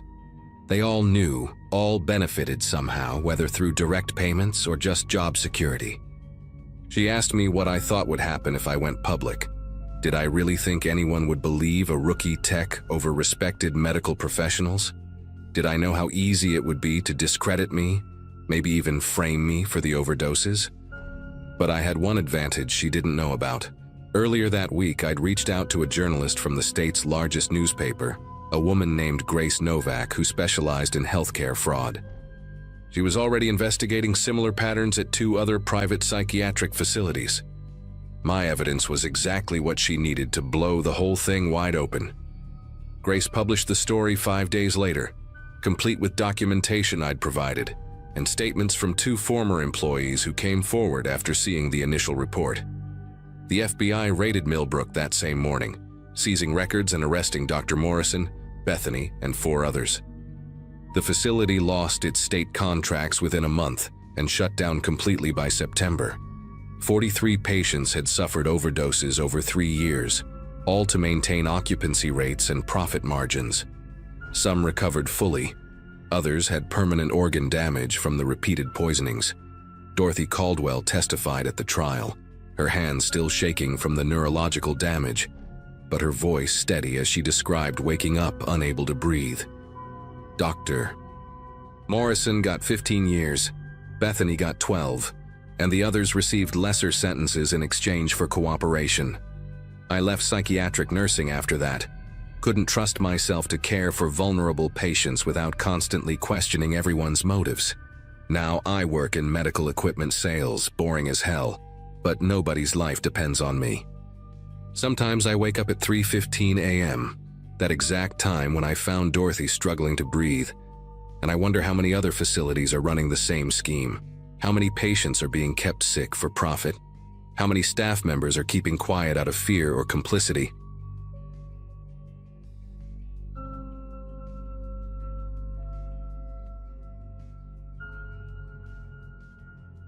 I've worked as a records clerk for 7 years now, and in all that time at Westbrook Psychiatric Facility, I thought I'd seen every kind of administrative mess you could imagine. It was a Friday in early December when everything started, one of those gray afternoons where the fluorescent lights feel heavier than usual. I was sorting through discharge summaries in the basement archives, a windowless room that smelled like old paper and industrial cleaner. The job wasn't glamorous, but I took pride in keeping everything organized, making sure every patient's journey through our facility was properly documented. That afternoon, I was updating our digital database with paper files from emergency admissions, routine work I could do with my eyes closed. My supervisor, Mrs. Thompson, had asked me to focus on clearing the backlog from the previous month before the state inspection in 2 weeks. I remember drinking my third cup of coffee, the bitter taste mixing with the dust from the old files, completely unaware that I was about to stumble onto something that would change everything about how I saw my workplace. The first irregularity appeared when I was entering data for a patient named Brandon Sawyer, a 28-year-old man admitted on a 72-hour psychiatric hold after a severe manic episode. His intake paperwork was thorough. Detailed notes from the attending psychiatrist, medication logs, observation reports from the nurses for the first 48 hours. But then, nothing. No discharge summary, no transfer papers, no against medical advice form. Absolutely nothing to indicate how or when he left our facility. The file just stopped mid-treatment, like someone had torn out the last chapter of a book. I figured it was a clerical error. Maybe someone forgot to file the discharge papers, which happens more often than we'd like to admit. I made a note to follow up with the ward secretary and moved on to the next file. But then I found another one just like it. A woman named Lisa Garrett admitted for acute psychosis, detailed records for 3 days, then nothing, then another, and another. By the time I'd gone through 50 files, I'd found 7 patients with the same pattern: emergency admission, a few days of detailed documentation, then complete radio silence. What really caught my attention was the signature on all 7 intake forms: Dr. Martin Holloway, our senior administrator. Now, Holloway wasn't just any administrator. He was basically untouchable. Been with the hospital for 23 years. Golf buddies with the board members. The kind of guy who wore expensive suits and always smelled like cologne that probably cost more than my weekly paycheck. He had this peculiar habit of clicking his pen exactly 3 times before signing any document, and his signature was this elaborate cursive that looked like it belonged on the Declaration of Independence. Finding his name on all 7 files made me pause because senior administrators rarely handle direct admissions. That's usually left to the attending physicians. I pulled up our internal directory and cross-referenced the admission dates. All 7 patients came in during night shifts, specifically between 11 p.m. and 3 a.m., when the hospital operated with skeleton staff. The timing wasn't necessarily suspicious on its own. Emergency psychiatric holds often come in during odd hours. But it was another connection that made me lean back in my creaky office chair and stare at the ceiling tiles. I decided to check the ward assignment logs to see where these patients had been housed during their stay. Our facility has 4 main units: Unit A for voluntary admissions, Unit B for acute care, Unit C for long-term residents, and Unit D, which was technically our overflow unit but rarely used because of budget constraints. All 7 missing patients had been assigned to Unit D, specifically to rooms 401 through 407, a section of the building that I knew had been closed for renovations 6 months ago. The renovation story never quite added up because I'd processed the work orders myself, and they were all for minor repairs, replacing ceiling tiles, fixing a broken window latch, nothing that would require closing an entire wing for half a year. I grabbed my access badge and decided to take a walk during my lunch break, telling myself I was just stretching my legs, but really I wanted to see Unit D for myself. The hallway leading to it was dimmer than the rest of the hospital. Half the fluorescent bulbs either broken or removed, and there was this persistent dripping sound coming from somewhere behind the walls, probably a pipe that needed fixing. When I reached the doors to Unit D, they were locked with a digital keypad that I didn't have the code for, but through the small window, I could see lights on inside, shadows moving across the far wall like someone was walking around in there. That afternoon, I went back to my desk and did something I probably shouldn't have. I accessed the billing system with my credentials to see if those 7 patients were still being charged for their stay. The hospital's billing software was ancient, running on some program from the early 2000s that looked like it belonged in a museum. But it kept meticulous records of every single charge, down to individual aspirin tablets. Brandon Sawyer's account showed active daily charges for room and board, medications, even therapy sessions that, according to his medical file, never happened. Lisa Garrett's insurance was being billed $3,200 per day for intensive psychiatric care, and the charges were current, as in processed yesterday. My mouth went dry as I checked the others. All 7 accounts were active, accumulating charges, some for over 3 weeks now.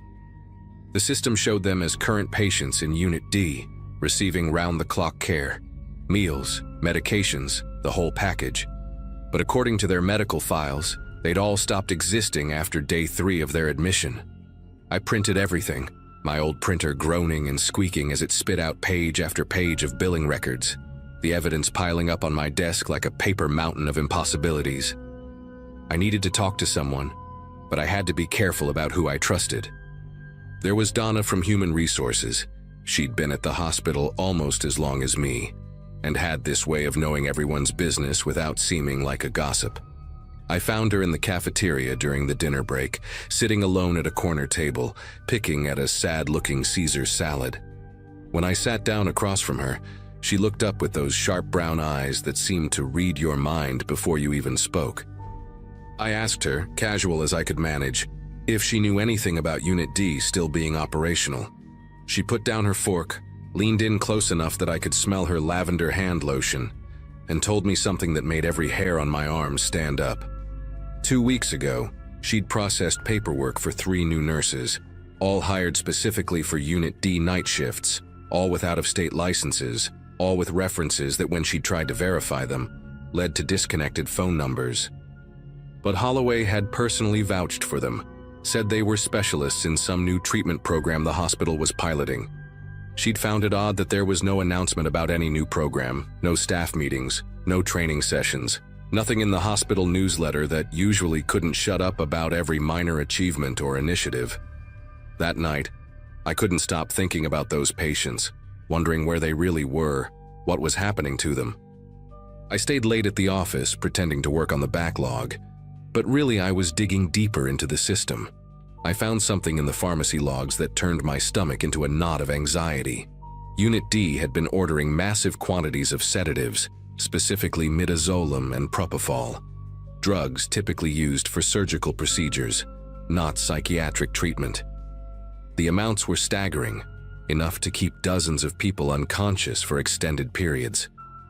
The orders were all signed off by Dr. Holloway and fulfilled by a pharmacy supplier I'd never seen in our system before, somewhere called MedLink Distributors. When I searched for MedLink online, I found a bare-bones website with a single page, no employee information, no history, just a contact form and a warehouse address in an industrial district 40 miles away. The domain had been registered just 2 months ago, right around the time the first of those 7 patients had been admitted.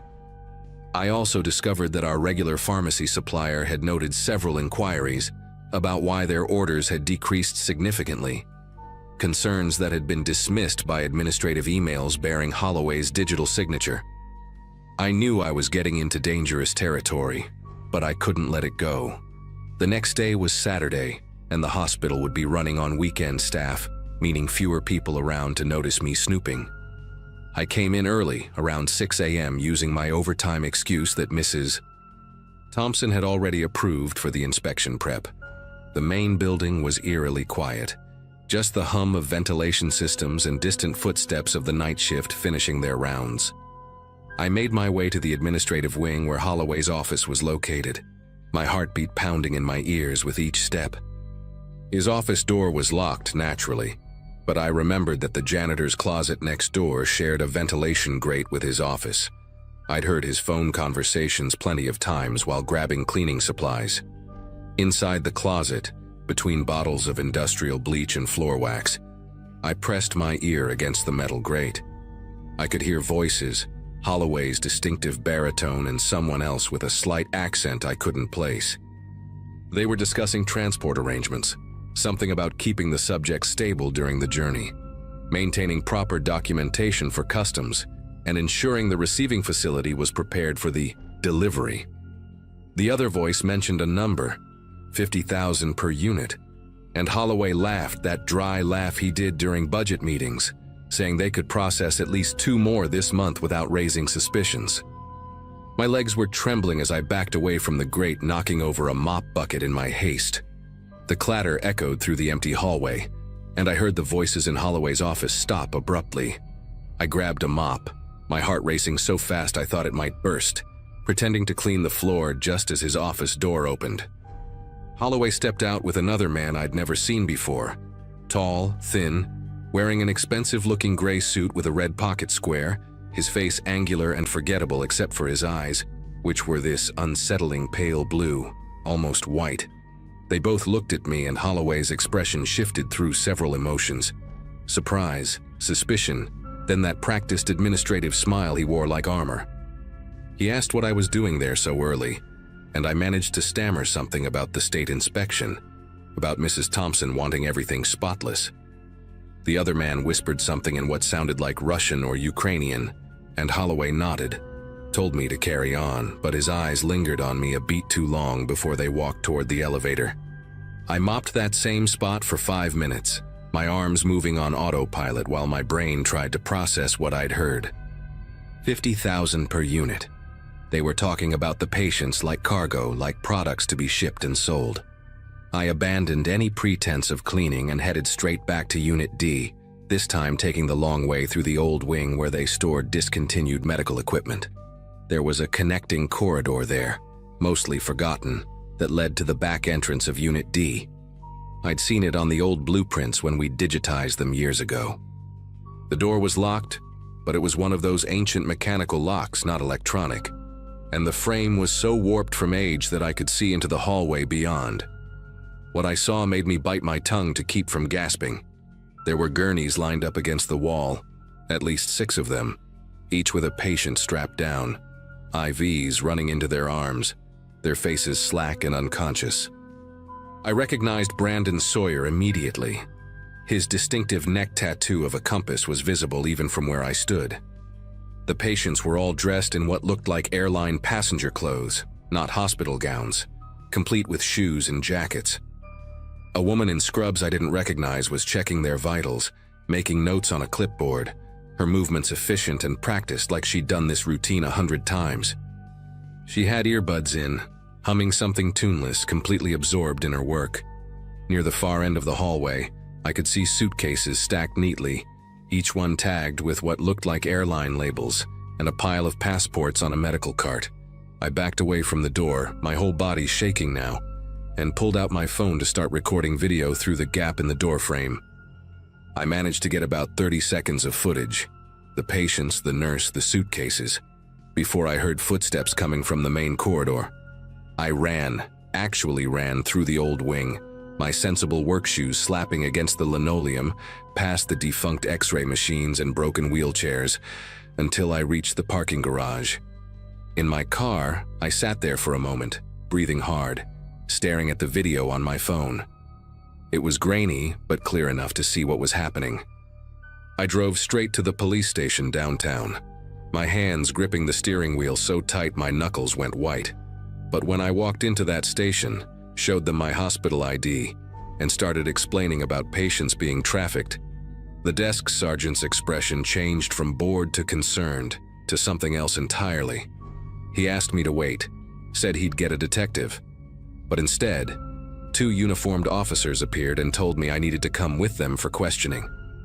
They put me in a small room that smelled like old coffee and disappointment, and I waited there for 2 hours before someone finally came in. Not a detective, but Holloway himself, accompanied by the hospital's legal counsel, and a woman who introduced herself as being from the state health department. They had a different story ready, all official documents and medical terminology. According to them, I'd stumbled onto a legitimate pilot program for treating severe psychiatric patients in specialized facilities abroad, all perfectly legal, all with proper consent from either the patients during lucid moments or their medical proxies. The woman from the state showed me paperwork with official seals, signatures, approval stamps that looked absolutely real. Holloway explained, in that condescending tone he used during staff meetings, that the secrecy was necessary to protect patient privacy and prevent interference from misguided advocacy groups. The patients I'd seen were being prepared for medical transport to a cutting-edge treatment center in Romania, where experimental therapies not yet approved in the US could offer them hope for recovery. The $50,000 I'd overheard? That was the treatment cost, covered by a special grant from an international mental health foundation. They had an answer for everything, every single thing, papers to prove it all. The hospital's lawyer, a stern woman with steel gray hair pulled back so tight it looked painful, informed me that I'd violated numerous HIPAA regulations, accessed systems beyond my authorization level, and recorded patients without consent. I could face criminal charges, lose my job, my pension, everything, unless I signed a document acknowledging my misunderstanding and agreeing to confidentiality about the whole matter. They gave me 24 hours to decide. I went home that night knowing I couldn't fight this alone, not against Holloway, the hospital administration, and apparently even the state health department. But I also couldn't let those patients disappear into whatever was really waiting for them in Romania, or wherever they were actually being sent. I made copies of everything, the billing records, the pharmacy logs, the video, and uploaded them to 3 different cloud services, then mailed USB drives to my sister in Oregon and my cousin in Florida with instructions not to open them unless something happened to me. The next morning, Sunday, I did something I'd never imagined doing. I called a journalist from the local newspaper, a guy named Tom Briggs who'd written exposés about nursing home abuse a few years back. We met at a diner outside town, one of those places with cracked vinyl booths and coffee that tasted like it had been brewing since the Reagan administration. I showed him everything on my laptop, watched his expression shift from skeptical to intrigued to genuinely alarmed. He said he needed to verify some things, make some calls, but that this was big, really big. He gave me his personal cell number, told me to sign whatever I needed to sign to protect myself for now, and that he'd work on this quietly. 2 days later, I signed Holloway's papers, went back to work, and pretended everything was normal, filing papers and organizing records like my world hadn't been turned upside down. For 3 weeks, nothing happened. I'd almost started to doubt myself, wondering if maybe there really was some legitimate program I'd misunderstood. Then, on a Monday morning, it all exploded. FBI agents swarmed the hospital, men and women in dark windbreakers with those 3 letters printed in yellow across their backs. They sealed off Unit D, confiscated computers, boxes and boxes of records wheeled out on dollies. Holloway was arrested in the parking lot, handcuffed in front of everyone during the morning shift change. The news broke that afternoon. An international patient trafficking ring that had been operating for over a year, selling psychiatric patients to overseas facilities that were actually fronts for illegal medical testing.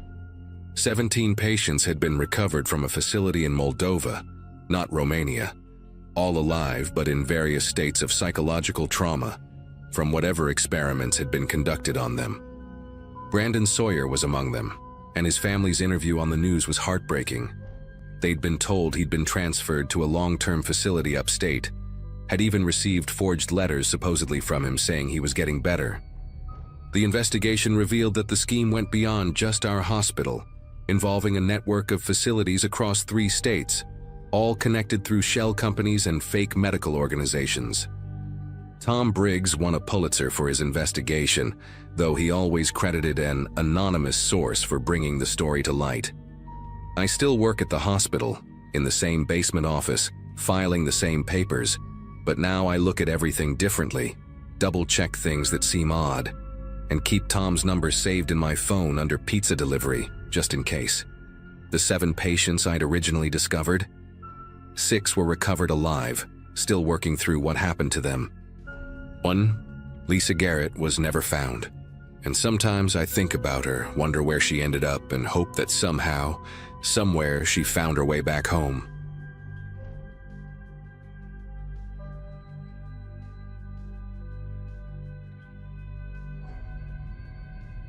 Night shifts at psychiatric wards teach you things nursing school never could. At age 24, fresh out of college with loans crushing my bank account, the job at Clearwater Medical Center in suburban Illinois seemed like a blessing. 6 months into working the psych wing, things had become routine. Medication rounds, patient checks, documentation. The December cold seeped through the old building's windows that year, 2018, making the hallways feel even more sterile than usual. My supervisor Barbara wore these thick glasses that made her eyes look enormous, like she could see straight through your excuses for being 5 minutes late. She'd just promoted me to lead nurse for the night shift, which meant an extra $2 an hour and twice the responsibility. My roommate Jenna and I celebrated with cheap wine that Friday, laughing about how I'd finally be able to afford name-brand cereal. Psychiatric ward wasn't where I'd imagined myself working, but jobs for new nurses were scarce, and I figured I could stick it out for a year or two. Robert Lawson arrived on the ward 2 days before everything went sideways, brought in for psychiatric evaluation after his family reported concerning behavior changes. His chart showed no violent history, just depression and anxiety following a messy divorce, the kind of case we saw dozens of times each month. When I first encountered him during rounds, he sat motionless in the corner of his room, staring at the beige wall like it held secrets only he could decipher. He took his medications without resistance that Saturday night, nodding politely when I asked if he needed water or an extra blanket. Something about the way he tilted his head while listening reminded me of how my grandmother's parakeet used to watch people through its cage bars, attentive but somehow disconnected. The ward held only 12 patients that weekend instead of our typical 20, and the unusual quiet made every footstep echo down the corridors. I remember planning to actually sit down and eat my sandwich during break, maybe even check my phone without someone pressing the call button every 30 seconds. Around 2 a.m., I started my second round of medication distribution, pushing the squeaky cart down the east wing where Robert's room was located. The fluorescent lights hummed that particular frequency that gives you a headache after 8 hours, and the smell of industrial disinfectant mixed with something else. That distinct psychiatric ward scent of fear and medication sweats that clings to your scrubs no matter how many times you wash them. Robert was awake when I entered his room, sitting up in bed with his hands folded neatly on his lap, which struck me as odd since most patients were deep in their medication-induced sleep by then. His eyes tracked my movements as I prepared his pills, and when I spoke to him about the dosage change his doctor had ordered, explaining that the blue pill would help with his anxiety, he opened his mouth like he wanted to respond. Nothing came out at first, just this soft exhale that sounded like static from an old radio. Then he started speaking, and every hair on my arms stood straight up. "The blue pill will help with your anxiety," he said, but it was my exact words, my exact intonation, coming from his mouth in this warped mechanical way, like someone had recorded my voice and played it back through broken speakers. The way his lips moved didn't quite match the sounds, creating this horrible disconnect that made my chest tighten. I stood there holding the medication cup, trying to process what I'd just heard, telling myself maybe he was just repeating what I'd said. Some patients did that as a coping mechanism. But then he continued, mimicking not just my words but the exact rhythm of my breathing, the way I'd shifted my weight from one foot to the other, even the small throat-clearing sound I'd made before speaking. His eyes never blinked during this whole performance, just stayed locked on mine with this intensity that made me want to back toward the door. The medication cup started trembling in my hand, and he immediately mimicked that too. His own hand shaking in the exact same pattern, though he held nothing. I tried to maintain my professional composure, setting the medication cup on his bedside table with deliberate calmness. "Mr. Lawson, I need you to take your medication now," I said, using my firm nurse voice that usually worked with difficult patients. He tilted his head at that impossible angle again, further than seemed comfortable for a human neck.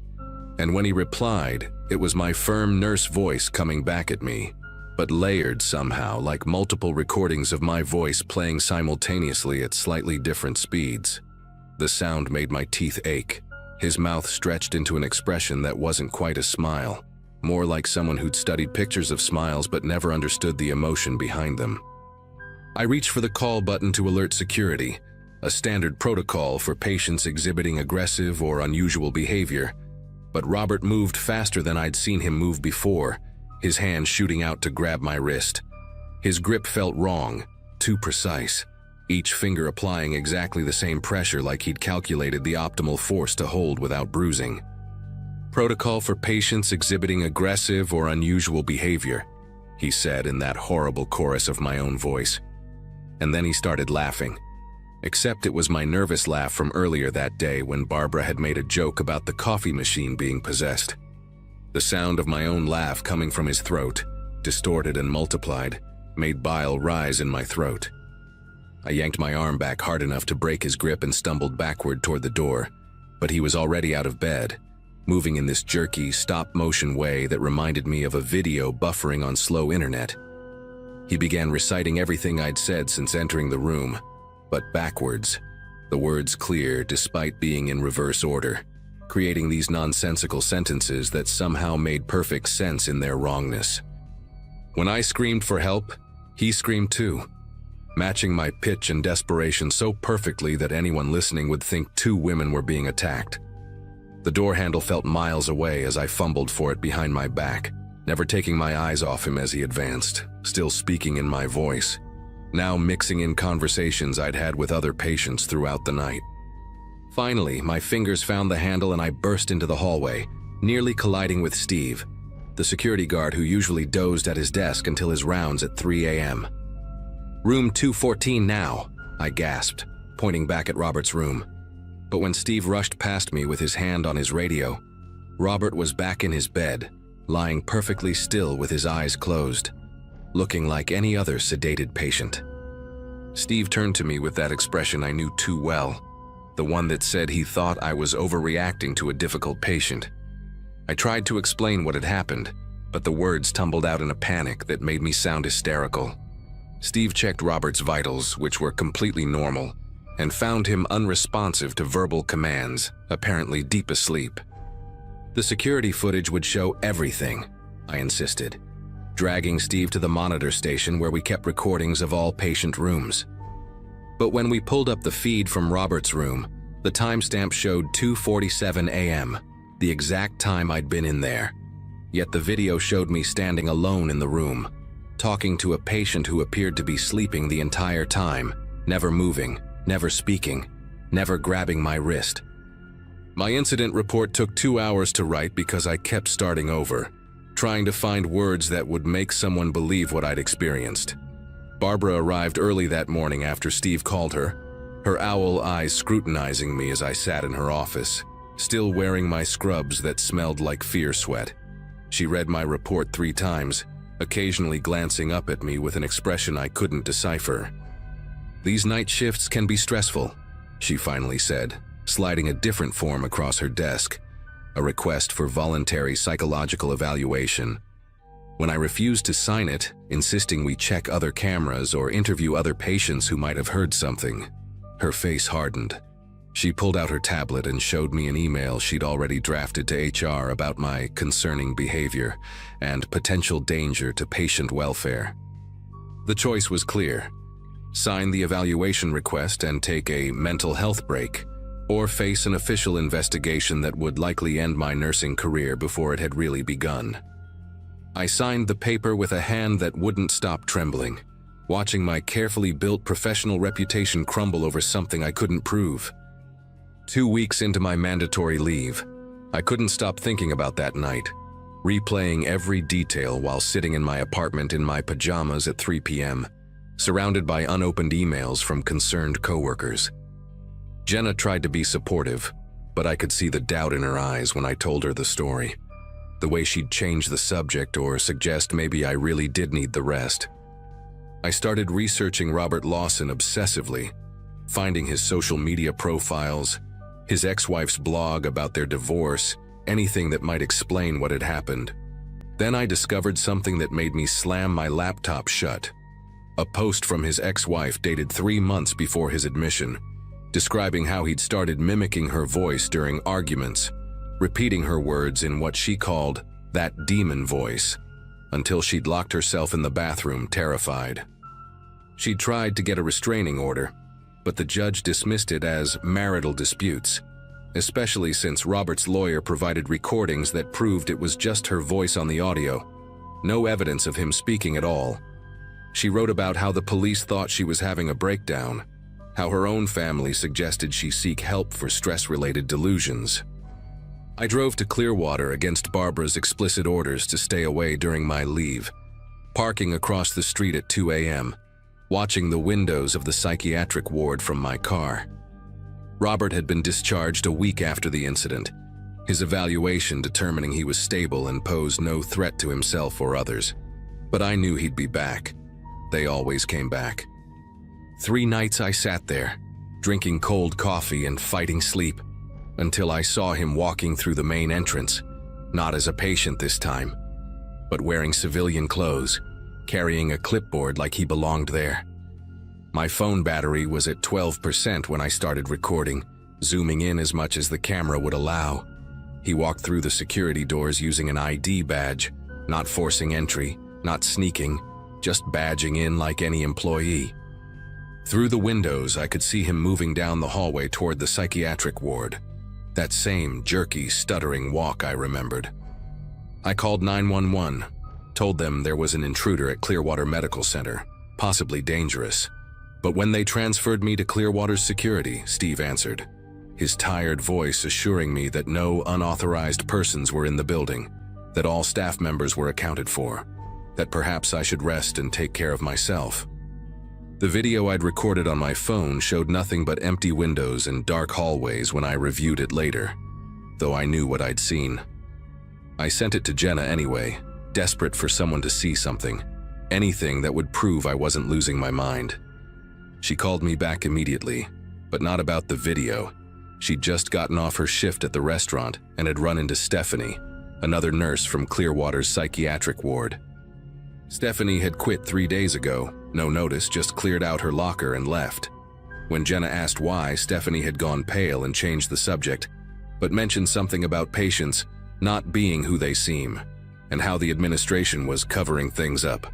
I tried calling Stephanie 17 times that night, left voicemails that probably sounded unhinged, begging her to call me back, to tell me what she knew. She never responded, and when I drove to her apartment the next morning, her roommate said she'd moved back to Michigan to live with her parents, had seemed scared of something but wouldn't say what. The roommate looked at me standing there in my unwashed hair and wrinkled clothes, probably seeing exactly what everyone else saw, a burnt-out healthcare worker having a breakdown. I never went back to Clearwater, never formally resigned, just stopped answering their calls until the letters started arriving, first requesting my return, then warning about job abandonment, finally confirming my termination. I work at a veterinary clinic now, cleaning kennels and feeding animals that don't speak, don't mimic, don't make me question reality. Sometimes I still check the news for stories about Clearwater Medical Center, searching for reports of attacks or strange incidents, but there's never anything. Robert Lawson has no digital footprint anymore. His social media deleted, his ex-wife's blog gone, like he never existed except in my memories and nightmares. I found one thing, though, buried in a medical journal archive from 1987, a brief mention of a study at Clearwater about patients exhibiting elaborate mimicry behaviors that was shut down after ethical concerns, with all records sealed. The head researcher was a Dr. Morrison who died in 2001, but his assistant was listed as B. Crawford. Barbara's maiden name was Crawford. I stopped searching after that, stopped trying to make sense of it. Some doors, once opened, are better left alone, and some truths are too heavy to carry. But I know what happened that night was real as the scar on my wrist where Robert grabbed me. A scar that appeared 3 days after the incident, shaped like fingerprints, though the video showed no one ever touched me at all.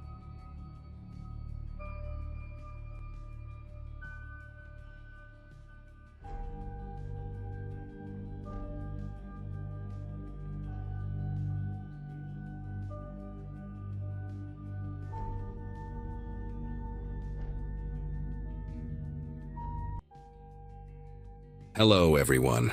Before we start, make sure to like and subscribe to the channel, and leave a comment with where you're from and what time you're watching. That way, YouTube will keep showing you stories just like this one. Now, let's begin. The company sent me to Indianapolis in early October for a 3-day training seminar on their new inventory system. I'm an assistant manager at a sporting goods store in Ohio, and corporate decided all of us needed hands-on experience with the software before the holiday rush. They booked us at the Travelers Inn off Interstate 70, one of those budget chains where the carpets are permanently stained and the ice machine sounds like a diesel engine. I didn't mind much. After 12-hour shifts on my feet, anywhere with a bed and hot water would do.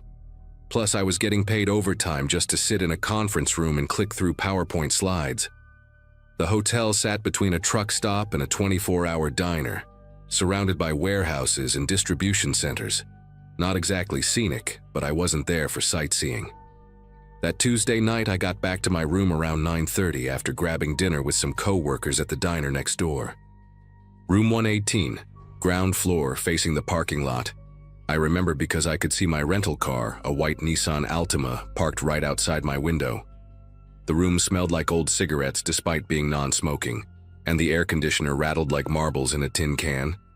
But I was exhausted from 8 hours of software tutorials. I took a shower, called my husband Brian to tell him about my day, then settled in to watch some mindless reality TV. Around 11, I turned everything off and crashed hard. Tomorrow was the last day of training. Then I could drive home and sleep in my own bed again. The parking lot had been pretty full when I closed the curtains. Mostly pickup trucks and older sedans, probably belonging to construction crews and warehouse workers staying long-term. I woke up to voices, angry ones. At first, I thought it was the TV from the room next door. Maybe someone watching an action movie with the volume cranked up. The clock on the nightstand showed 2:47 a.m. in those harsh red numbers. But then the voices got louder, more distinct, and they were coming from outside, not through the walls. Multiple people, men from the sound of it, and they were seriously pissed about something. I could hear car doors slamming, engines revving, that aggressive back and forth that happens when people are about to throw punches. My room was right by the parking lot, remember? So everything was crystal clear through that thin window. I sat up in bed, debating whether to peek through the curtains or just mind my own business. Hotels like this, you learn not to get involved in other people's drama. Then came this sound I'll never forget. Like firecrackers, but deeper, sharper. 3 quick pops, then 2 more. My brain tried to process it as anything else. A car backfiring, someone dropping something heavy, those industrial dumpster lids slamming shut. But deep in my gut, I knew exactly what I was hearing. Gunshots. Real ones, not movie ones. The yelling turned to screaming. Car tires screeched and then more shots. Rapid fire this time, like someone just holding down the trigger. I rolled out of bed and hit the floor, my heart hammering so hard I could feel it in my throat. The carpet was rough against my cheek, smelling like decades of spilled coffee and cleaning chemicals. I could see the bottom of the door from where I was lying, that thin strip of yellow light from the walkway outside. That's when the first bullet hit my door. The wood splintered with this horrible cracking sound, and I actually saw the hole appear, jagged and dark, about 3 feet up from the floor. Then another one punched through the window, and glass exploded everywhere. The curtains jerked like someone had yanked them, and cold October air rushed in. I pressed myself flatter against the floor, trying to become part of it, trying to disappear into that nasty carpet. More shots outside, so many I lost count, and the sounds were different now. Some hollow pops, some thunderous booms like different guns all going off at once. A bullet hit the wall above the bed and I heard it tear through the drywall, sending white dust drifting down like snow. My phone was on the nightstand, might as well have been on the moon. I couldn't move, couldn't breathe, couldn't do anything but lie there with my arms over my head. The chaos outside was insane, men shouting orders or threats, I couldn't tell which.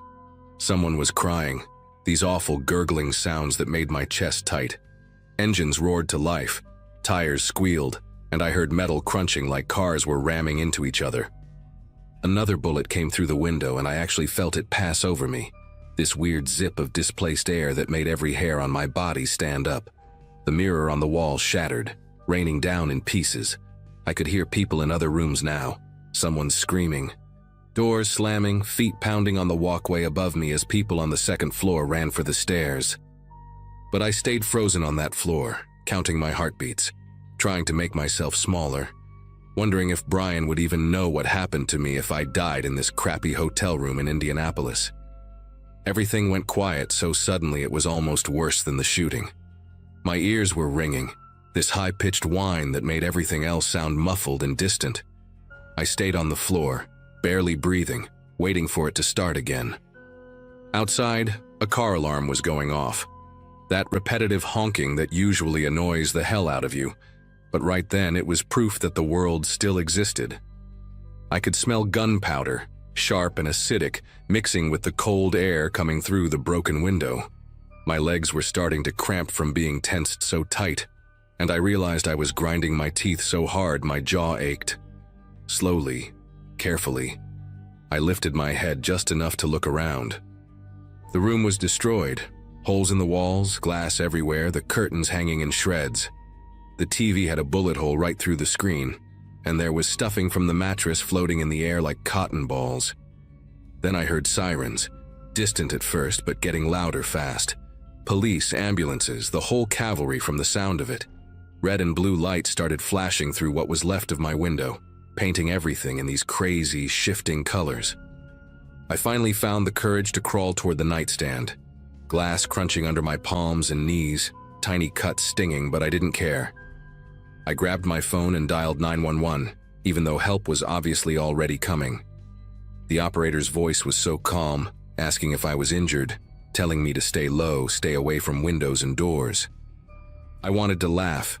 My window was gone. My door had holes in it. Where exactly was I supposed to hide? I gave her my room number, told her I was alone, unhurt, but trapped. She stayed on the line, that steady voice keeping me grounded while chaos erupted outside again. Not gunfire this time, but police shouting commands, radios crackling, boots running.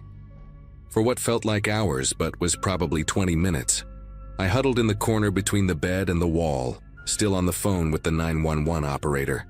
She kept asking me questions. Was I bleeding? Could I see anyone outside? Did I hear anyone trying to enter my room? Through the destroyed window I could see cops everywhere, their flashlights sweeping across the parking lot like search beams. There were bodies out there. I could see feet, legs, someone's arm sprawled at an angle that wasn't right. The white rental car next to mine had its windshield spiderwebbed with bullet holes, and there was dark liquid pooling underneath it that I didn't want to think about. An officer finally came to my door, announcing himself loudly before asking if I was okay, if I could open the door. My legs were jelly when I stood up, and I had to lean against the wall to make it to the door. When I opened it, the cop looked like he'd aged 10 years in one night, sweat on his forehead despite the cold, eyes darting everywhere at once. They moved me to the hotel lobby while they processed the scene, gave me one of those metallic emergency blankets that made me look like a baked potato. The lobby was packed with other guests, everyone in pajamas and underwear, some crying, some just staring at nothing. An older woman from room 122 had her arm in a sling. A bullet had grazed her shoulder while she was sleeping. A family with 3 kids huddled together on one couch. The youngest couldn't have been more than 5, clutching a stuffed dinosaur and asking his mom why the fireworks were so loud. The hotel manager, this skinny kid who couldn't have been older than 25, kept apologizing to everyone like he'd personally started the shootout. Paramedics were checking people over, cops were taking statements, and through the glass doors I could see the parking lot transformed into a crime scene. Yellow tape everywhere, numbered markers next to shell casings, photographers documenting everything. A detective interviewed me around 5 a.m., a black woman with gray streaks in her hair who introduced herself as Detective Washington. She was thorough but kind, walking me through every second of what I'd heard and seen. Did I recognize any voices? Had I noticed anything unusual earlier in the evening? Could I identify what types of guns from the sounds? I told her everything I could remember, but it all felt jumbled, like trying to describe a nightmare while you're still half in it. She explained that it had been a drug deal gone wrong, 2 groups who'd arranged to meet in the parking lot, neither trusting the other, both coming armed. 4 people were dead, 3 more in critical condition at the hospital. The hotel had just been collateral damage, wrong place for all of us staying there. She gave me her card, said I might need to give another statement later, maybe testify if it went to trial. The thought of reliving this in a courtroom made me want to throw up. Corporate put me up in a Marriott downtown for the rest of the night, but I didn't sleep. I sat on that pristine bed in that quiet room and shook for hours. Called Brian at 6 a.m., sobbing so hard he could barely understand me. He wanted to drive down immediately, but I told him I just needed to come home. Skipped the last day of training. Funny how unimportant software tutorials seem after you've been shot at. The rental car company didn't even question why I needed a different vehicle. Guess they saw the news. That drive back to Ohio was the longest 3 hours of my life, jumping at every loud noise, pulling off twice because I was crying too hard to see the road. 2 weeks later, a victim's advocate called to check on me, gave me numbers for counselors who specialize in trauma. I went to a few sessions, and it helped some. The company offered to let me skip any future travel, and I took them up on it. These days, when I hear fireworks or a car backfire, my whole body tenses up. But I'm here, I'm alive, and that's more than 4 people from that parking lot can say.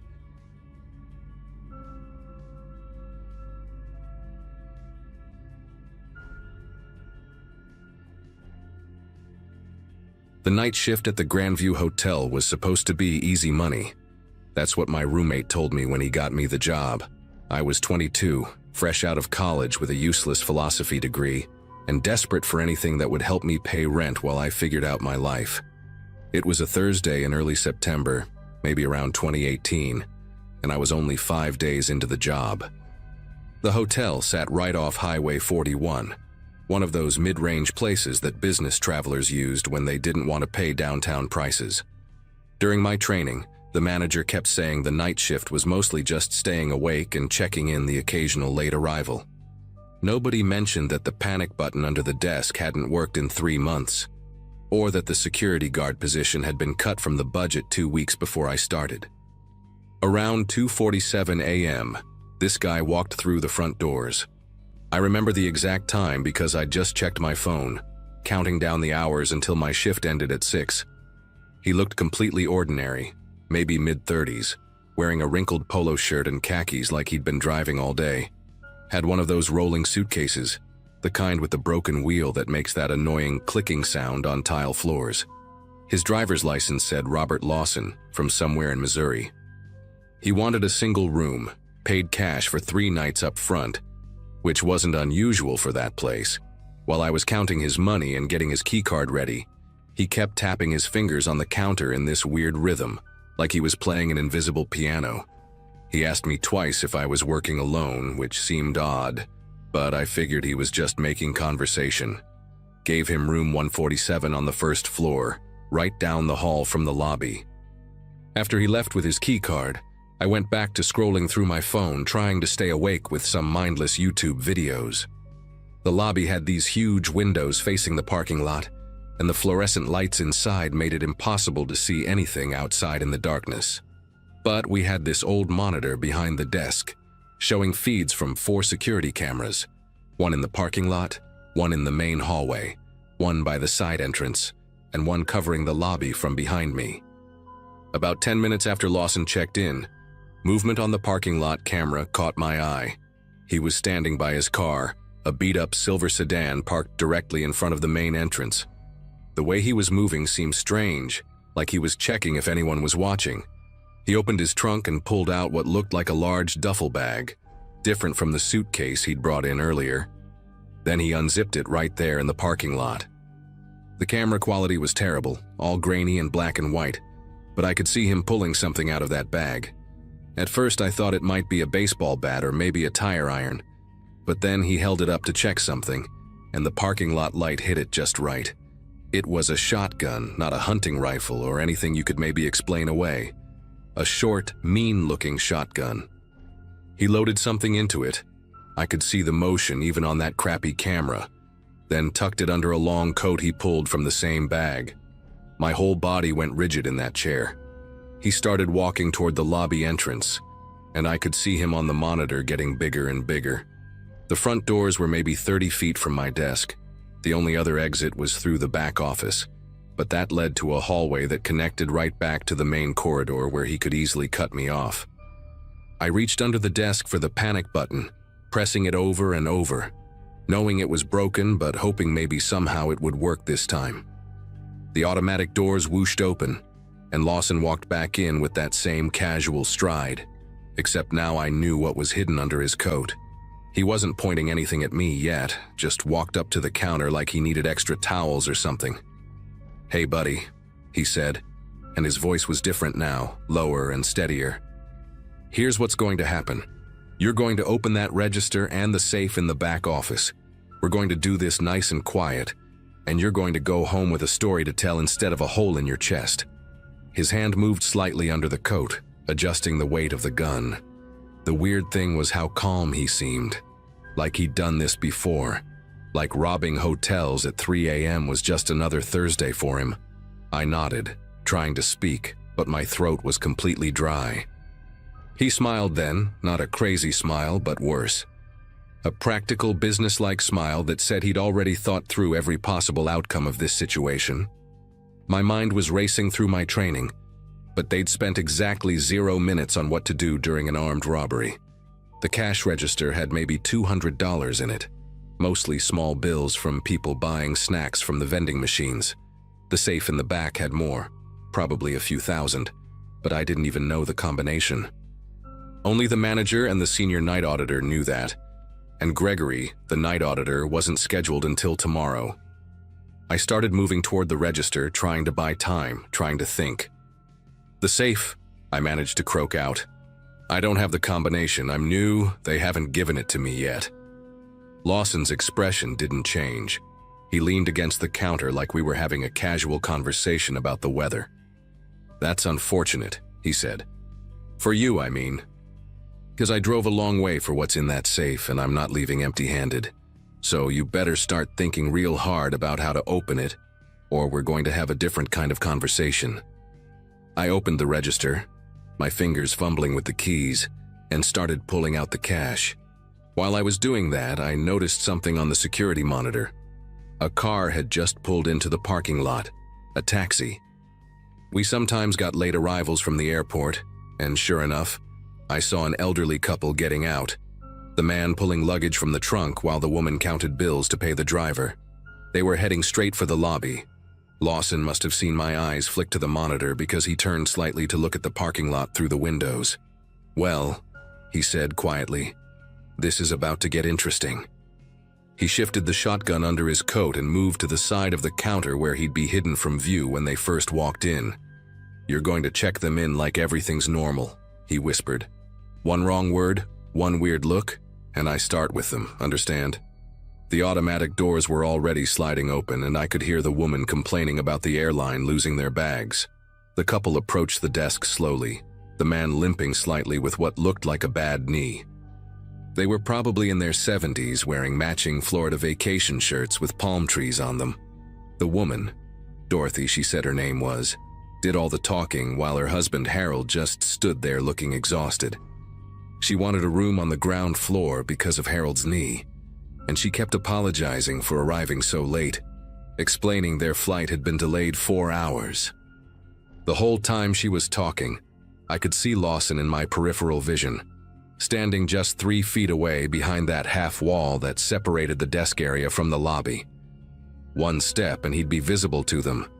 My voice sounded almost normal as I processed their credit card, but I could feel sweat running down my back, soaking through my uniform shirt.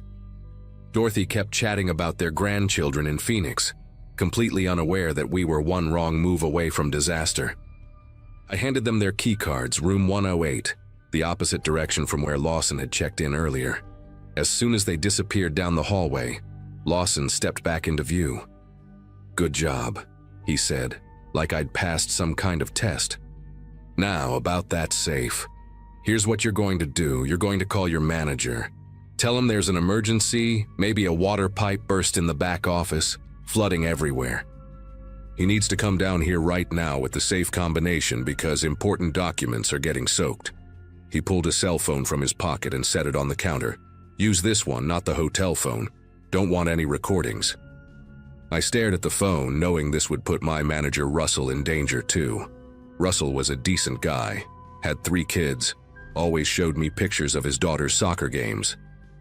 "I can't," I said, surprised by my own words. "He won't believe me." "A water pipe? He'll know something's wrong." Lawson's jaw tightened, the first sign of frustration I'd seen from him.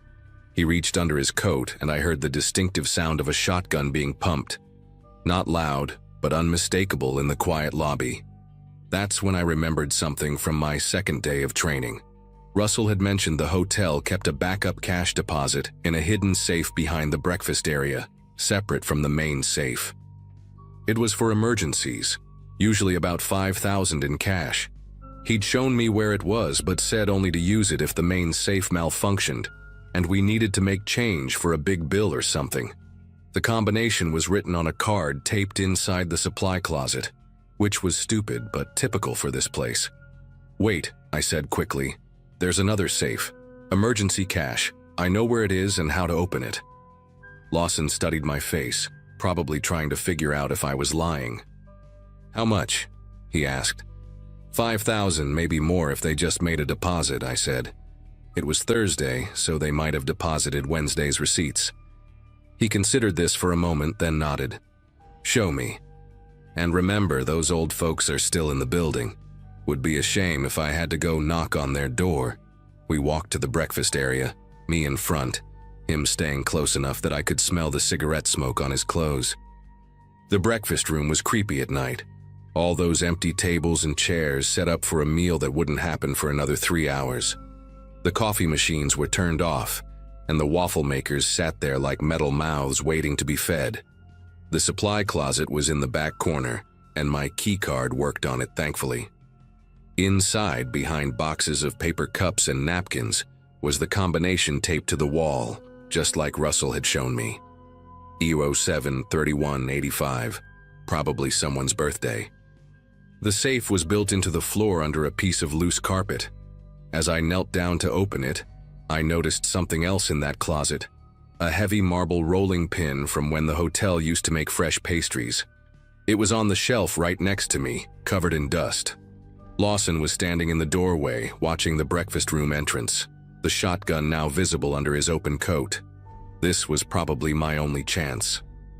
My hand was on the safe dial, but I could reach that rolling pin without him noticing if I was careful. The safe clicked open, and there it was, stacks of 20s and 50s, probably about 6,000 total, more than I'd expected. Lawson glanced down at the money, and for just a second his attention was completely on the cash. I grabbed the marble rolling pin and swung it as hard as I could at his knee, the bad one I'd noticed him favoring when he walked. The crack was horrible, like stepping on a thick branch, and he went down screaming. The shotgun clattered across the floor, sliding under one of the breakfast tables. I didn't even think, just ran. Ran straight through the lobby, past my desk, out the automatic doors into the parking lot. I could hear him screaming behind me, cursing and trying to get up. I made it to my car, a rusty Ford Focus, and fumbled with my keys. Started it on the third try and peeled out of that parking lot faster than I'd ever driven. Called 911 from the road, told them everything. They caught him still in the breakfast room, trying to crawl to the shotgun with his destroyed knee. Turns out Robert Lawson wasn't even his real name, and he'd robbed 2 other hotels in neighboring states the same way. The elderly couple slept through the whole thing. I quit the next day, didn't even go back for my last paycheck. Sometimes I still dream about that breakfast room and the sound his knee made when I hit it.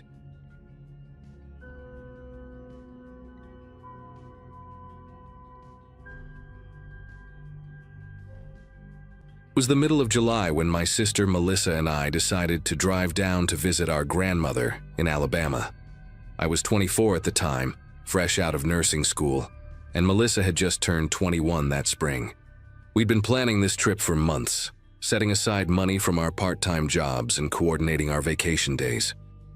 The plan was simple: split the 18-hour drive over 2 days, spend a week with Grandma helping her reorganize the house after Grandpa passed, then drive back home to Michigan.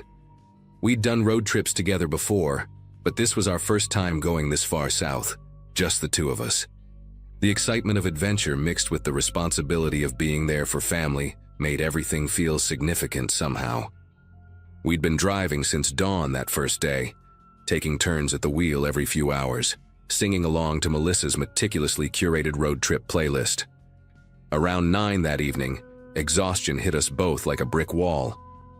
We started seeing signs for lodging every few miles along Route 65, each promising clean rooms and continental breakfast. The Blue Ridge Motor Lodge caught our attention with its flickering neon vacancy sign and a price that wouldn't destroy our budget, $49 a night. The place sat about 200 yards from the highway, surrounded by nothing but dense woods and a gravel parking lot that crunched under our tires. The main office was a tiny building separate from the long, single-story row of rooms that stretched into the darkness. An older woman with reading glasses perched on her nose checked us in, handed us a key, attached to a plastic diamond-shaped tag with Room 12 etched into it, and mentioned she'd be leaving at 10 since her replacement called in sick. Room 12 was at the far end of the building, the last door before the parking lot dissolved into complete darkness. The exterior light above our door was burnt out, leaving only the distant glow from the office and a single street lamp near the ice machine to navigate by. Inside, the room smelled like old carpet and that generic cleaning product every cheap motel seems to use, somewhere between pine and bleach. 2 double beds with burgundy comforters took up most of the space, separated by a nightstand with a lamp that made a buzzing sound when you turned it on. Melissa immediately claimed the bed nearest the bathroom while I dropped our bags near the door. We'd packed light, just 2 duffel bags in our purses, planning to do laundry at Grandma's place. The AC unit beneath the window rattled to life when I adjusted the thermostat, drowning out most of the highway noise but adding its own mechanical rhythm to the room. After quick showers and changing into pajamas, me in an oversized University of Michigan shirt and shorts, Melissa in her collection of mismatched tank top and plaid pants, we settled in for the night. It was around 11 when we finally turned off the lights, both of us scrolling through our phones in the darkness, too wired from the drive to fall asleep immediately. The room's curtains were those thick, rubberized blackout kind, but they didn't quite meet in the middle, leaving a 2-inch gap that let in a sliver of parking lot light. I remember lying there, listening to the AC cycle on and off, occasionally hearing a car pass on the distant highway, thinking about what we'd do with Grandma the next day. Melissa's breathing had gotten steady and deep. She could fall asleep anywhere, anytime, a skill I'd always envied. That's when I heard the footsteps outside, heavy and deliberate, stopping right in front of our door. The footsteps just stood there, no knock, no voice, nothing. Through that gap in the curtains, I could make out the shadow of someone's legs. Then came the sound that made every muscle in my body tense up. The door handle slowly turning. Click, click, click. 3 deliberate attempts, testing if we'd locked it. Thank God we had. I reached over and grabbed Melissa's arm, whispering her name, but she just mumbled something incoherent and rolled over. The handle stopped moving, but the shadow didn't leave. Whoever it was just stood there, perfectly still, for what must have been 2 or 3 minutes but felt like hours. Part of me wanted to call out, ask who was there, but something deep in my gut told me to stay quiet. Maybe they had the wrong room. Maybe they were drunk. The shadow finally moved away, footsteps heading toward the parking lot. I exhaled for what felt like the first time in minutes and reached for my phone to check the time. 11:17 p.m. I tried to convince myself it was nothing. People get confused at motels all the time, especially late at night. All those identical doors, barely visible room numbers. But I couldn't relax. Every little sound made me jump. The ice machine dropping cubes, a door slamming somewhere down the row, the AC kicking back on. 20 minutes passed, then 30. I was just starting to drift off when the footsteps returned. This time they weren't slow or hesitant. They were confident, purposeful. The handle turned again, more aggressively this time, rattling against the lock. Then came the knocking. Not polite, tentative knocks, but heavy, insistent pounding that shook the thin door in its frame. "Housekeeping," a man's voice called out, rough and slurred. At nearly midnight? No way. Melissa shot up in bed, instantly alert, her eyes wide in the darkness. We looked at each other, both of us knowing this wasn't right. "We don't need anything," I called back, trying to keep my voice steady. The pounding stopped. Then, in a completely different tone, lower and clearer, "Just open the door, I know you're awake." Melissa grabbed her phone and immediately dialed 911 while I scrambled to push the dresser against the door. The operator answered just as the man outside started kicking the door, each impact making the cheap wood flex inward.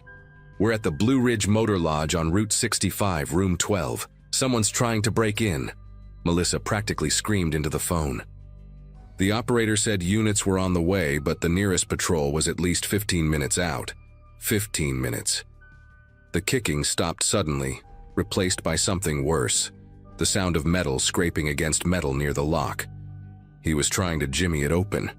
I ran to the window, yanking back the curtains to see if we could escape that way, but it was one of those safety windows that only opened about 4 inches at the top. Through the glass, I could see him now. A large man in a dark jacket, maybe 6'2", with a baseball cap pulled low. He had something in his hand, working it into the door frame near the lock mechanism. The parking lot was completely empty except for our car and an old pickup truck I hadn't noticed before, parked crooked across 2 spaces. The scraping stopped, and for a moment, everything was quiet. Then he spoke again, his mouth close to the door. "Your car has Michigan plates. Long way from home. No one knows you're here, do they?" That's when real panic set in. He'd been watching us, planning this. Melissa was crying now, still on with 911, and I was trying to think of anything we could use as weapons. The lamp was bolted to the nightstand. The hangers were those useless rounded ones. Then I remembered the bottle of mace in my purse. Dad had insisted I carry it. I grabbed it just as we heard a crack. He'd gotten something through the door frame. The lock was starting to give. Without thinking, I screamed at the top of my lungs, "Fire! Fire! Help! There's a fire!" Something I'd read once about how people respond more to fire than to calls for help. Melissa joined in, both of us screaming. A door opened somewhere down the row, then another. "What's going on?" someone yelled. The man at our door cursed, something guttural and angry, and the pressure on the door suddenly stopped. We could hear him running, heavy boots on concrete, heading toward the parking lot. I rushed to the window again and watched him sprint to the pickup truck. But instead of leaving immediately, he sat there in the driver's seat, engine running, lights off, just watching our room. Other guests had come outside now, an elderly couple from room 8, a woman with 2 kids from room 10, all looking confused and alarmed. The woman was on her phone, probably calling 911 too. But the man in the truck wasn't leaving. He was waiting. Melissa was explaining to the operator that he was still in the parking lot, and they told us to stay in the room, keep the door barricaded. Then, maybe 3 minutes later, he did something that still makes me sick to think about. He got out of the truck, walked calmly to the elderly couple, and started talking to them, gesturing toward our room. I couldn't hear what he was saying, but he was pointing at our door, shaking his head, looking concerned, playing the victim somehow. The old man seemed to be buying it, nodding along. That's when I cracked the window and yelled, "He tried to break into our room. Don't believe him. We called the police." The man's head snapped toward our window, and even from 40 feet away, I could see his expression change, from fake concern to pure rage. He said something quick to the elderly couple and started walking back toward our room, not running this time, but striding with this terrifying determination. The elderly woman pulled her husband back inside their room. The mother grabbed her kids and disappeared too. It was just him, us, and the empty parking lot again. He came right up to our window this time, close enough that I could see he had pale eyes, maybe gray or light blue, and a scar that ran through his left eyebrow. "You're making a mistake," he said, his voice calm but with this underlying threat that made my skin prickle. "I was just trying to help. Your friend texted me, said you needed help." What friend? We hadn't told anyone where we were staying. Before I could respond, he pulled out a phone and held it up to the window, showing a text conversation I couldn't quite read in the darkness. "See? She sent me your room number. Told me to come check on you." Neither of us had texted anyone. Melissa, still on with 911, was shaking her head frantically. This man was completely delusional, or an incredibly practiced liar. That's when we heard the sirens in the distance. The man's whole demeanor shifted instantly. He backed away from the window, that fake concerned expression completely gone, replaced by something cold and calculating. "Wrong room," he said flatly, like he was talking to himself more than us. Must have been the wrong room. He walked back to his truck with this unnatural calmness, taking his time like he had nothing to hide. But just before getting in, he turned back and looked directly at me through the window. He didn't say anything, just stared for maybe 5 seconds, like he was memorizing my face. Then he got in the truck and drove away. No rush, no squealing tires. Just pulled out of the parking lot and headed north on the frontage road, away from the approaching sirens. I kept watching until his taillights disappeared into the darkness, terrified he might circle back. The police arrived about 2 minutes after he left, 2 patrol cars with lights flashing, filling the parking lot with red and blue. Melissa finally stopped shaking enough to unlock the door and let them in. The officers took our statements, examined the door frame where he'd damaged it trying to break in, and put out a description of the truck and the man. They found scratches and tool marks on the lock mechanism, confirming someone had definitely tried to force entry. One officer, a younger guy named Officer Daniels, told us this was the 3rd report they'd had in 2 months about attempted break-ins at motels along this stretch of highway, always targeting women traveling alone or in pairs. They never caught the guy. The motel owner, who showed up about an hour later in pajamas and a windbreaker, moved us to a room right next to the office and had his son stay in the office all night to keep watch. We didn't sleep. We sat on one bed together, backs against the headboard, taking turns staying alert while the other dozed off for minutes at a time. At first light, around 5:30 a.m., we packed up, got in our car, and drove the remaining 8 hours to Grandma's house without stopping except for gas. We never found out who that man was or what he really wanted, though I can guess. I still think about those pale eyes sometimes, that calculated way he tried different tactics to get to us. We took a different route home, flying instead of driving, and I haven't stayed in a roadside motel since.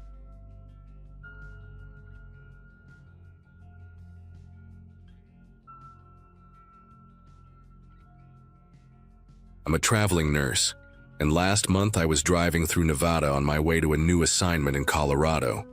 It was getting late, around 11 p.m., and I'd already been on the road for 9 hours straight. My eyes were burning from staring at the endless stretch of highway, and I knew I needed to stop for the night. I pulled off at an exit that had a cluster of motels and gas stations. Nothing fancy, just the typical roadside setup you see in the middle of nowhere. I picked the Desert View Motel because it had the most cars in the parking lot, figuring that meant it was at least decent enough for other travelers. The place looked tired but clean, with faded turquoise paint peeling off the walls and a flickering neon sign that buzzed like angry wasps. I was exhausted, planning to grab maybe 6 hours of sleep before hitting the road again at dawn. The woman at the front desk had bleached blonde hair with dark roots showing and chewed gum while she processed my credit card. She handed me a key attached to a plastic diamond-shaped tag with the number 217 on it, told me ice machines were at the end of each floor, and went back to watching something on her phone. Room 217 was on the second floor, 3 doors from the stairwell. The hallway carpet had this nauseating pattern of burgundy swirls that probably hadn't been replaced since the 80s. I remember dragging my suitcase past room 215, hearing a TV blaring through the thin walls, some game show with lots of applause and bells ringing. When I got into my room, it smelled like old cigarettes masked by cheap air freshener, that artificial cherry scent that makes your throat itch. I dropped my bag, kicked off my shoes, and collapsed on the bed without even pulling back the covers, just needing to close my eyes for a minute before I'd get up to shower. Maybe 20 minutes later, I woke up to voices coming through the wall from room 219. At first, it was just muffled conversation, a man and woman talking, nothing unusual. I figured they were just another couple passing through, maybe arguing about directions or where to eat tomorrow. But then the man's voice got louder, sharper, and I could make out some of the words. Ugly things, calling her stupid, worthless, saying she'd ruined everything again. The woman's voice was quieter, pleading, trying to calm him down. I've worked in enough emergency rooms to recognize that tone, that careful way people talk when they're trying not to set someone off. I sat up in bed, suddenly wide awake, listening as his voice kept escalating. Then I heard the first crash, like something heavy hitting the wall, and the woman let out this strangled cry that made every hair on my arms stand up. The next few minutes were pure chaos on the other side of that wall. More crashes, the sound of glass breaking, furniture being thrown around. The woman was crying now, begging him to stop, and I could hear the terror in her voice. I grabbed my phone and called 911, but the dispatcher said they were 40 minutes out. Apparently, there were only 2 patrol cars covering this entire stretch of highway. 40 minutes. I couldn't just sit there for 40 minutes listening to this, so I called the front desk, thinking maybe they had some kind of security, or at least they could intervene somehow. The same gum-chewing woman answered, sounding annoyed that I'd interrupted her show. I told her what was happening, that someone was getting hurt in room 219, that she needed to do something right now.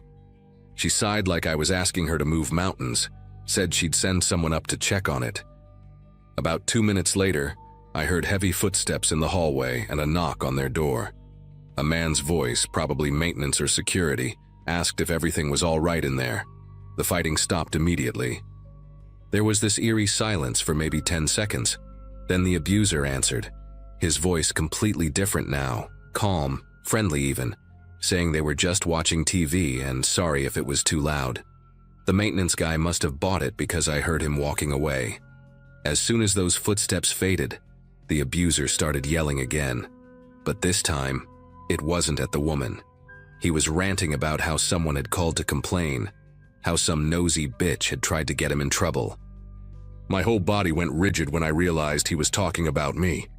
Then he said something that made my chest tighten. It had to be the room next door. I'm gonna find out which one. Everything happened fast after that. I heard their door slam open so hard it bounced off the wall. Heavy footsteps in the hallway, going first to room 221 on the other side. He pounded on that door, but no one answered. They must have been empty. Then those footsteps came back, stopped right outside my door. The pounding started so hard I thought the door might actually crack. "I know you're in there," he yelled, his voice raw with rage. "You think you can call the cops on me? You think you can stick your nose where it doesn't belong?" His fists kept hammering the door, and he started kicking it too. The cheap motel door was shaking in its frame, and I could see the deadbolt straining against the wood. I backed away, grabbed my car keys and phone, trying to think straight while this maniac was trying to break down my door. The woman from 219 was in the hallway now too. I could hear her crying, begging him to come back to the room, telling him he was making things worse. I called 911 again, practically screaming at the dispatcher that he was trying to break into my room, that I needed help now. She said units were en route, still 25 minutes out, and asked if I could get to a safe location. Safe location? I was on the second floor with only one stairwell nearby, and he was right outside my door. The window in my room had one of those safety stops that only let it open about 4 inches. No way I could squeeze through. The bathroom had no window at all, just a ventilation fan that rattled when you turned on the light. I could hear the wood around the deadbolt starting to splinter. He must have been over 6 feet tall and built like a linebacker because the whole door frame was bending with each impact. The woman outside was screaming now, telling him the cops were coming, pulling on his arm, trying to get him away from my door. I heard him shove her hard. She hit the opposite wall with a thud and went quiet for a moment. That's when I made a decision that probably saved my life. I grabbed the desk chair, one of those heavy wooden ones, and wedged it under the door handle as an extra barrier. Then I called the front desk again. The woman answered on the first ring this time. She must have heard the commotion even from downstairs. I told her I was going to make a run for my car, that she needed to be ready to lock the lobby doors behind me if he followed. She started to protest, but I hung up and got ready. I put my car key between my fingers like I'd learned in a self-defense class years ago, tucked my phone in my pocket, and stood by the door listening. He was still pounding, but I could hear him getting winded, his breathing heavy and ragged. The woman was back on her feet, pulling on him again, and for just a moment he stepped back from my door to push her away again. That was my chance. I yanked the chair away, turned the deadbolt, and threw the door open. He was about 3 feet away, his back to me as he grabbed the woman by her shoulders. She had a swollen eye already turning purple, blood running from her nose onto a Garfield nightshirt that was ripped at the collar. The second he heard my door, he spun around and I got my first clear look at him. Maybe 35, unshaven, wearing jeans and a wife beater stained with what looked like beer. His eyes were bloodshot and wild, pupils dilated huge. The hallway reeked of alcohol and sweat. For half a second, we just stared at each other, then I bolted toward the stairwell. I could hear him right behind me, his work boots thundering on that ugly carpet. I hit the stairs, taking them 3 at a time, using the railing to swing myself around the landing. My ankle twisted on the last step, but I kept going, adrenaline blocking out the pain. The parking lot was darker than I remembered, only a few yellow streetlights creating pools of dim light between long shadows. My car was parked in the middle section, a blue Nissan Altima that had never looked so beautiful. I could hear him burst through the stair. Hello everyone. Before we start, make sure to like and subscribe to the channel, and leave a comment with where you're from and what time you're watching. That way, YouTube will keep showing you stories just like this one. Now, let's begin. I'd been driving trucks for 12 years when everything changed that August in 2018. Interstate 40 through Texas was my bread and butter. Refrigerated loads from California to Oklahoma, sometimes all the way to Arkansas. My wife Carolyn kept telling me to find local work, stay closer to home with her and our boys, but the long hauls paid better, and honestly, I liked the solitude. There's something peaceful about those endless stretches of highway. Just you and the CB radio, and whatever podcast you've downloaded for the night drives.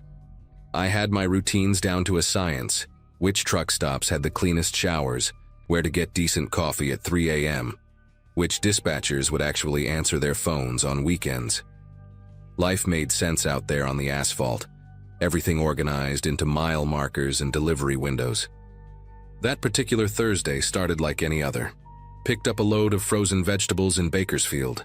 Had to get them to Oklahoma City by Saturday morning. The temperature gauge on my dash showed 104 degrees as I pulled into the weigh station near Amarillo around 4 in the afternoon. I remember the exact time because I'd just called Carolyn to check in, told her I'd probably push through to Oklahoma that night if I didn't get too tired. The weigh station was busy but not packed. Maybe 8 or 9 rigs lined up for inspection. While I waited my turn, this guy in a white pickup truck with government plates pulled up beside my cab and knocked on the passenger door. Clean-shaven, probably mid-40s, wearing a yellow safety vest over a blue polo shirt with some kind of official-looking badge clipped to his chest pocket. He held up a clipboard and gestured for me to roll down my window. "Federal Safety Compliance Check," he said, voice all business. "New regulation went into effect last month. We're required to inspect all cabs for proper emergency equipment placement. Should only take 5 minutes." Now, I'd been through hundreds of inspections over the years, but they were always done by DOT officers in uniform, not guys in pickup trucks. Still, he had the badge, the clipboard, even showed me an official-looking letter on Department of Transportation letterhead. Said they were using contractors to speed up the inspection process. Mentioned something about a series of accidents involving improperly secured fire extinguishers. He rattled off regulation numbers. Sounded like he knew exactly what he was talking about. The way he kept checking his watch, tapping his pen against the clipboard. Everything about him screamed government bureaucrat just trying to get through his day. I unlocked the passenger door and let him climb up into the cab. Big mistake, but hindsight's always crystal clear, isn't it? He immediately started checking things off on his form. Fire extinguisher location, emergency triangles, first aid kit. He had this weird habit of running his fingers along the edges of everything he inspected, like he was checking for dust or something. Then he pulled out this roll of small silver stickers, maybe an inch square, with a holographic seal that caught the light. "Passed inspection," he explained, peeling one off and pressing it firmly against the inside of my passenger window, right in the bottom corner where it wouldn't obstruct the view. The sticker had tiny print I couldn't read from the driver's seat, some kind of serial number or code. He pressed on it for a good 10 seconds, making sure it was completely adhered, then stepped back to examine his work like he was hanging a picture frame. While he was doing all this, he kept asking me questions. How many hours I'd been driving, when was my last break, if I ever experienced neck pain from the constant vibration of the cab. Seemed like small talk at first, the kind of stuff you'd expect from someone who deals with truckers all day. But then he asked something that struck me as odd. Did I usually sleep in my cab or get a motel room? When I told him I mostly slept in the cab to save money, he nodded and made another note on his clipboard. "Smart," he said, "but you should really consider upgrading your sleeping setup. Lot of drivers getting robbed at rest stops lately." He reached into his vest pocket and pulled out what looked like a thin rope or cord, maybe 3 feet long, with loops tied at both ends. "This is a new security device we're recommending," he said, demonstrating how to wrap it around the door handle from inside. "Prevents anyone from jimmying the lock while you're asleep." He handed me the cord, insisted I keep it as part of some safety initiative they were running. The material felt strange. Not quite rope, not quite cable, somewhere in between with an almost waxy coating. He watched me handle it, then asked if I wanted him to show me the proper securing technique for maximum effectiveness. Something about the way he said it, the way his eyes stayed fixed on my neck while he talked, made me deeply uncomfortable. I told him I'd figure it out myself, thanks, and that's when his whole demeanor shifted for just a second. His jaw clenched, his breathing got shallow, and he gripped his clipboard so tight his knuckles went white. But just as quickly, he recovered, gave me this practiced smile and said, "Suit yourself," before climbing back down from the cab. Watched him walk back to his pickup. Noticed he sat there for a good 5 minutes just staring at my truck before finally driving away. I made it to Oklahoma City without incident, dropped my load and picked up another headed back west. But that weird encounter stuck with me.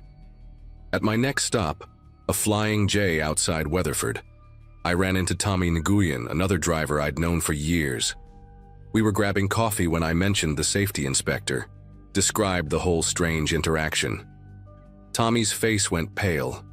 He'd had the exact same experience 3 days earlier. Same white pickup, same yellow vest, same weird rope thing. He'd actually let the guy demonstrate the securing technique and said the man had wrapped it around the cabin door handle, then suddenly yanked it tight, showing how it could also work as an emergency tourniquet if needed. The way the guy had looked at him while pulling that cord taut, Tommy said, felt like being sized up by a predator. We compared notes and realized we'd both gotten those silver stickers. Tommy still had his, and when we looked at it under the truck stop's fluorescent lights, We could barely make out tiny numbers that seemed to be GPS coordinates. That night, I couldn't sleep. Kept thinking about that cord the guy had given me, still sitting on my dashboard where I'd tossed it.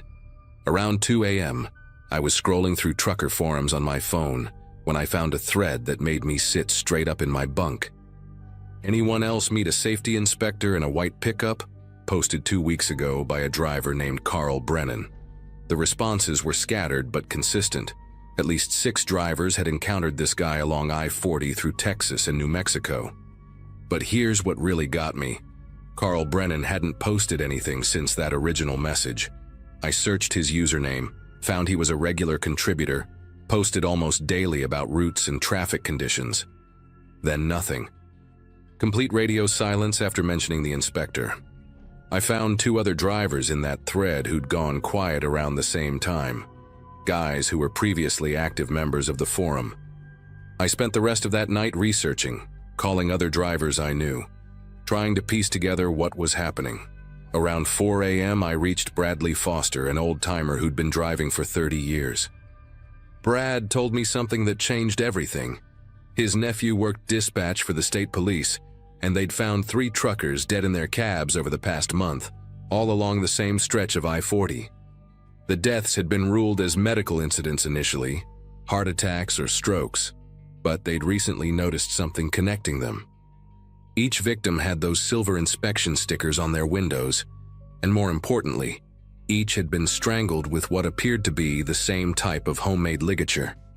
The cops were keeping it quiet to avoid panic, but they were actively investigating.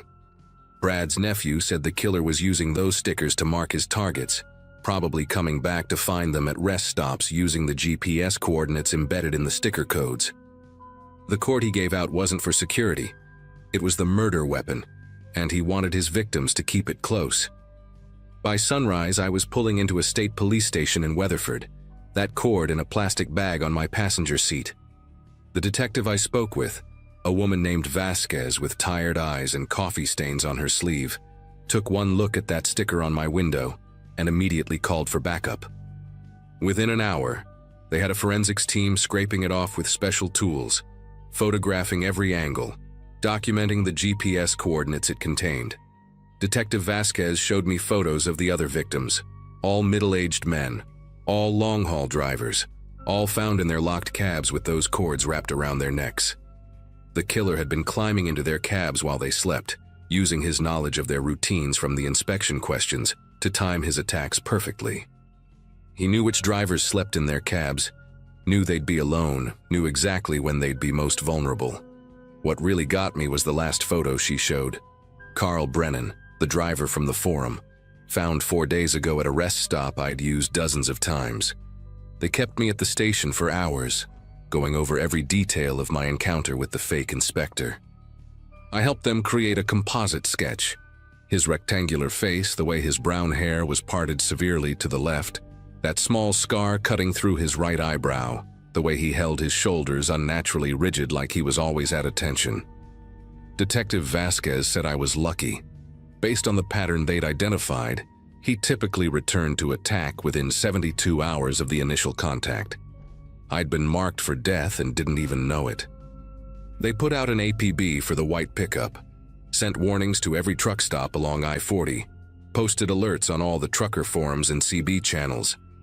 The investigation revealed he'd been studying DOT procedures for months, had somehow gotten hold of authentic letterhead and forms, had manufactured those official-looking stickers with embedded tracking technology. He'd turned the very systems meant to protect drivers into tools for hunting them. The detail that still haunts me: he'd kept notebooks rating each potential victim on their compliance level, how easily they let him into their cabs, how isolated they seemed, how predictable their routes were. 2 days later, they caught him at a rest stop near Albuquerque, sitting in his pickup watching a truck he'd marked the day before. His name was Robert Hutchins, a former DOT employee who'd been fired 3 years earlier for inappropriate conduct. Specifically, he'd been obsessed with the vulnerability of sleeping drivers and had submitted multiple reports about security flaws that read more like murder plans. In his truck, they found 14 more of those cords, a box of those tracking stickers, and detailed notes on dozens of drivers, including their routes, sleep schedules, and personal information he'd gathered during his fake inspections.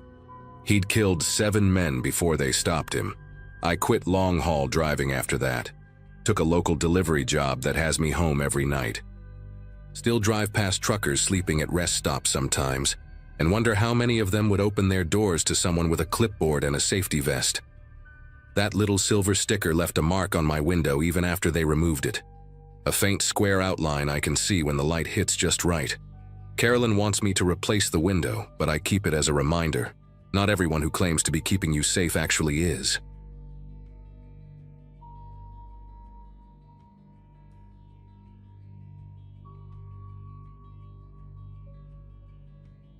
The 18-wheeler has been home for me and my wife, Diane, for the past 11 years, hauling everything from produce to electronics across the country. It was late September 2016 when things started getting weird on our regular Denver to Chicago run. We'd been doing that route twice a month for 3 years straight, knew every truck stop, every diner, every pothole on Interstate 80. Diane handled the paperwork and navigation while I did most of the driving, though she'd take over when I needed rest.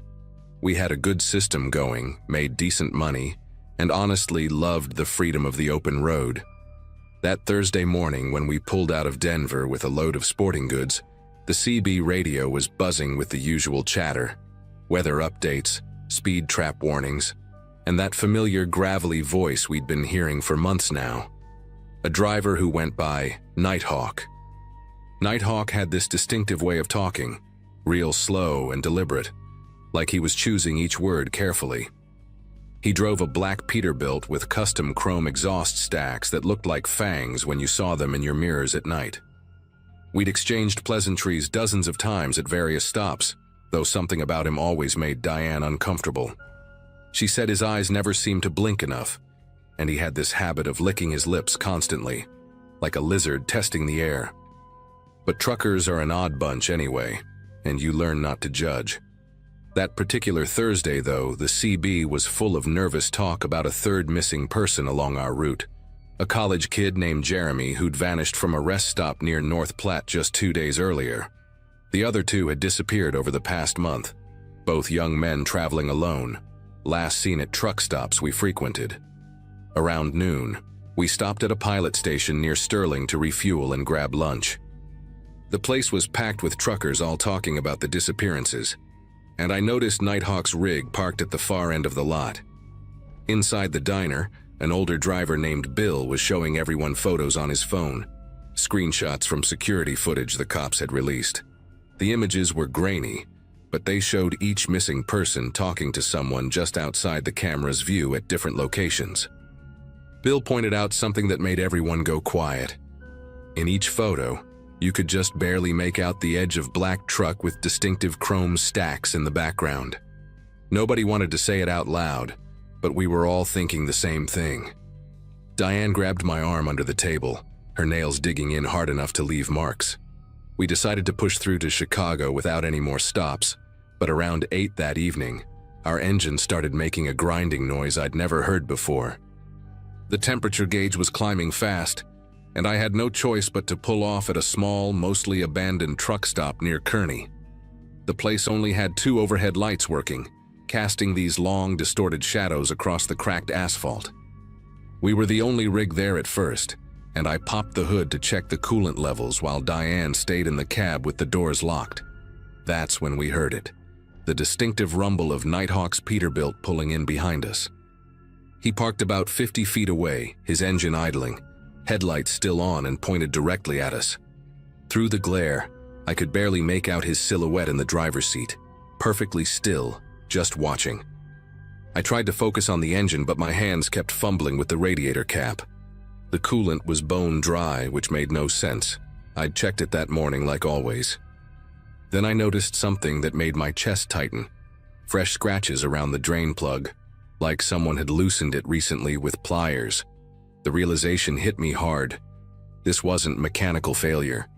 Someone had sabotaged our truck while we were inside that diner. I glanced back at Nighthawk's rig, and now his door was open, but I couldn't see him anywhere. The overhead light nearest to us suddenly flickered and went out completely, leaving us in a pocket of darkness between his headlights and the distant glow of the station's convenience store. Diane's voice crackled over our handheld radio, barely a whisper. "He's walking around his trailer. Something's dripping from the back." Before I could respond, the smell hit me. That unmistakable copper tang of fresh blood mixed with something else, something chemical like bleach or ammonia. The wind had shifted, carrying it from Nighthawk's trailer straight to where I stood. I grabbed a flashlight from our toolbox and aimed it toward his rig, the beam cutting through the darkness. What I saw made my legs go weak. A steady stream of dark liquid dripping from the trailer's back corner, pooling on the asphalt, in a spreading stain that looked black under the harsh LED light. Nighthawk emerged from behind his trailer then, wiping his hands on a rag that looked soaked through with the same dark substance. He wasn't trying to hide anymore. He stood there in the open, maybe 30 feet away, his head tilted at an unnatural angle like he was studying us. His lips were moving, but no sound came out, just this repetitive motion like he was practicing words he wanted to say. Diane must have called 911 because I heard her giving our location through the radio, her voice steady despite everything. I started backing toward our cab, keeping the flashlight trained on Nighthawk, who began walking toward us with these measured, deliberate steps. That's when he finally spoke, his voice carrying across the lot clear as day. "You folks need some help? Awful dangerous being broken down out here at night. Lots of bad people on these roads." The way he said it, with this flat, emotionless tone while that blood kept dripping behind him, made every hair on my neck stand straight up. I reached our truck and yanked open the door, practically throwing myself inside. Diane already had our tire iron in her lap and the engine running. Apparently there was just enough coolant left to limp somewhere else. But Nighthawk was now standing directly in front of our truck, palms pressed against the hood. That same mechanical smile stretched across his face. He started walking around to my driver's side door, and that's when we heard them. Muffled sounds coming from his trailer, like someone pounding on metal from the inside. The sounds got louder, more desperate, and then we heard a voice, young and terrified, screaming words I couldn't quite make out. Nighthawk's expression changed instantly, the fake smile dropping into something cold and furious. He sprinted back toward his trailer, yanking something from his jacket. It looked like a syringe or maybe a small knife. Diane grabbed the gear shift, screaming at me to drive, just drive, anywhere but here. I slammed it into gear and floored it, clipping the edge of a concrete barrier as we tore out of that lot. In the mirrors, I saw Nighthawk standing in the middle of the road behind us, not chasing, just watching, getting smaller and smaller until the darkness swallowed him whole. The speedometer hit 90 as we flew down that empty highway, the engine screaming in protest, steam starting to pour from under the hood. We made it about 12 miles before the engine finally gave out completely, coasting to a stop on the shoulder near an overpass. Diane was already on the phone with the state police, giving them Nighthawk's description and location, while I kept watch through the mirrors, terrified we'd see those chrome stacks appearing in the distance. The police showed up within 15 minutes. Apparently our call wasn't the first they'd gotten. A trooper named Officer Walsh told us they'd been tracking similar reports for weeks but could never pin down the suspect. He radioed for backup to check that truck stop immediately, while another officer drove us to the nearest police station.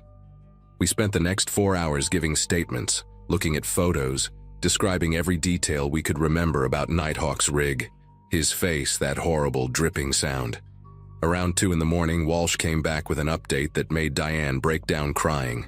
They'd found Nighthawk's trailer abandoned at the stop, the back doors wide open. Inside the trailer, they discovered a hidden compartment behind a false wall, equipped with restraints bolted to the floor and walls covered in scratch marks. The blood we'd seen was from Jeremy, the college kid who'd gone missing 2 days earlier. He was alive but barely conscious, severely dehydrated and showing signs of repeated drugging. They found personal items from at least 6 other victims hidden in various compartments, including the 2 other missing men from our route, and 3 more they hadn't even connected yet. Nighthawk himself, whose real name turned out to be Walter Simmons, had vanished into the prairie darkness on foot, leaving his rig behind like a discarded shell. The manhunt went on for 3 days, helicopters circling overhead, dogs tracking through the fields, but he seemed to have just evaporated. They found his footprints leading to a drainage culvert about a mile from the truck stop, and after that, nothing. The theory was he had another vehicle stashed somewhere, maybe had been planning this exit strategy all along. We never drove that route again. Couldn't do it. Every black truck we saw for months afterward made us both tense up, and the sound of a CB radio crackling to life would make Diane leave the room. We switched to shorter local runs around Colorado, took a massive pay cut but kept our sanity mostly intact. The FBI contacted us a few more times over the following year, showing us photos of potential sightings, asking if we remembered any other details. Jeremy survived and went on to testify about his 3 days in that trailer. The drugs, the voices he heard through the walls, the way Simmons would whisper to him about the collection he was building. 2 of the other victims were never found, just their wallets and keys tucked into a box beneath the trailer's floorboards. The investigation revealed that Simmons had been driving trucks for 23 years, crisscrossing the country under various aliases, and they suspected he had other trailers, other hiding spots they'd never locate. What haunts me most is how normal he seemed all those times we talked on the radio. Just another driver complaining about traffic and weather, sharing jokes and stories over the airwaves. They finally caught him 14 months later at a truck stop in Montana, living under a different name, driving a red Kenworth this time. A rookie driver recognized him from the wanted posters and called it in while Simmons was sleeping in his cab.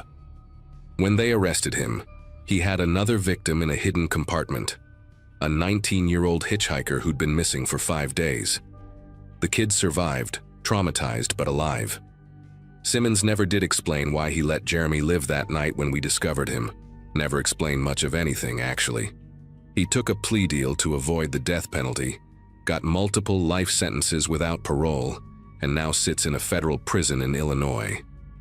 We had to testify at the sentencing, and seeing him in that orange jumpsuit cleaned up and quiet, he looked like nothing more than a tired old man. But when he looked at us from the defendant's table, his lips started moving again in that same soundless way, like he was still practicing words he'd never get to say. Diane and I sold our rig 2 weeks after the trial, used the money to open a small hardware store in Wyoming, and we've never looked back. Some roads you drive down once, and once is more than enough.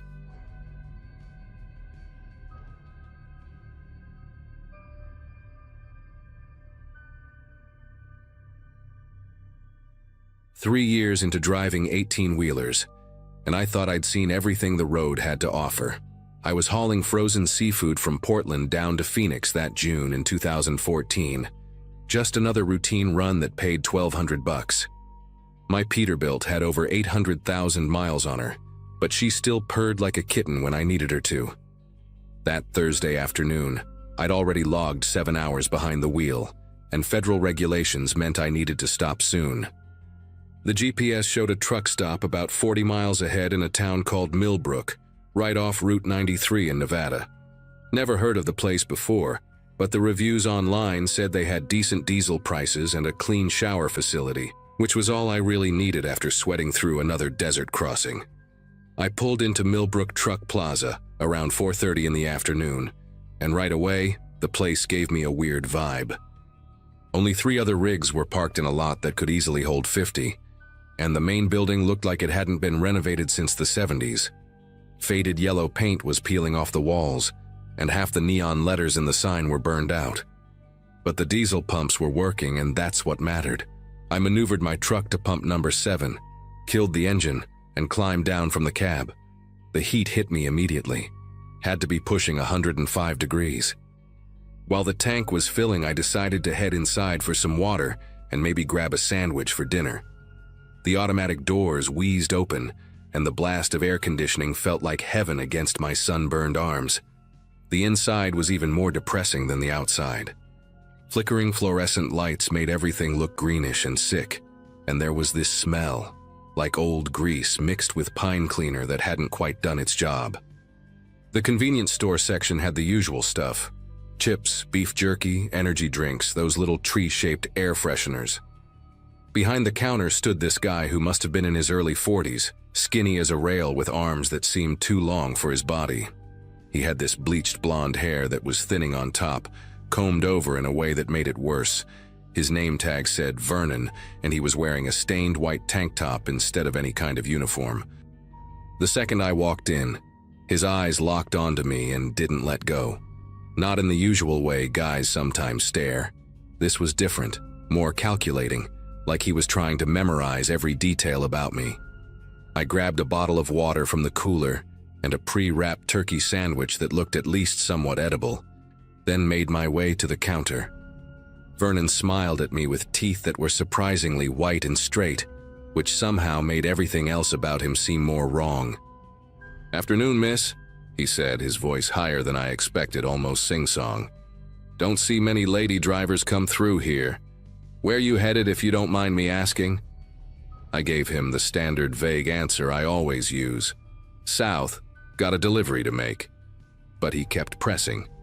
"Phoenix, Las Vegas, Los Angeles. I got family all over. Might know some good spots for you to stop."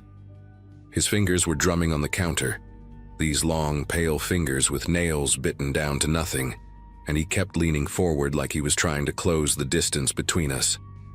"Just passing through," I said firmly, pulling out my wallet to pay.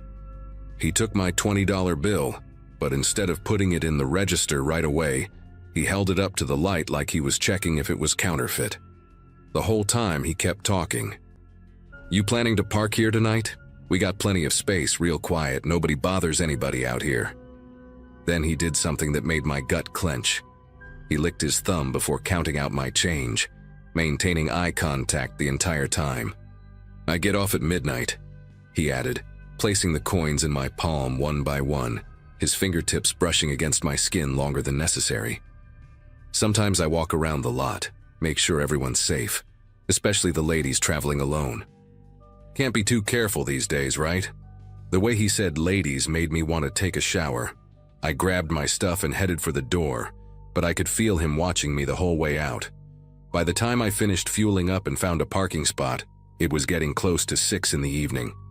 I chose a space at the far end of the lot, away from the building but still under one of the working light poles. From my cab I could see Vernon through the store windows, and every few minutes he'd look out toward the parking lot. I tried to tell myself I was being paranoid. Maybe he was just lonely. Maybe he was harmless.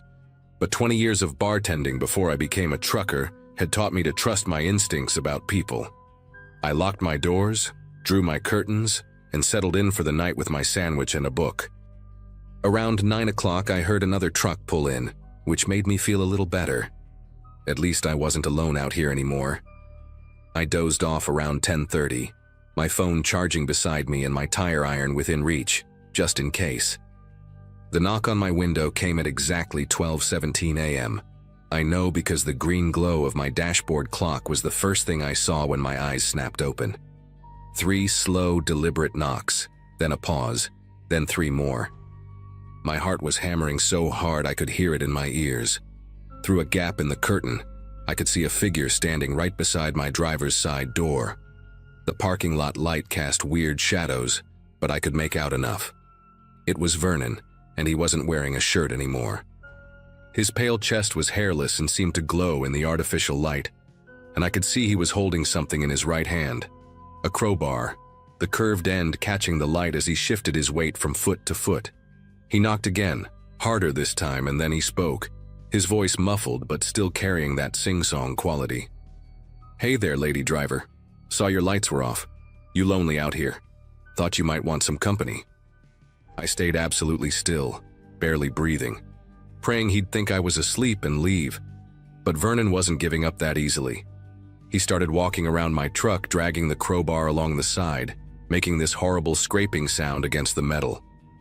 "I know you're awake in there," he called out, his voice getting louder. "Your curtain moved. Don't be rude now. I just want to talk."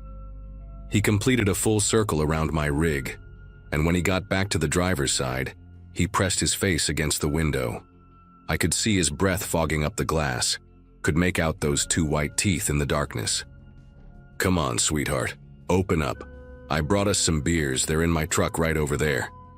He pointed with the crowbar toward a beat-up Ford Ranger parked about 50 feet away that definitely hadn't been there when I'd gone to sleep. We could have ourselves a real nice time. I've been thinking about you all evening, couldn't get you out of my head.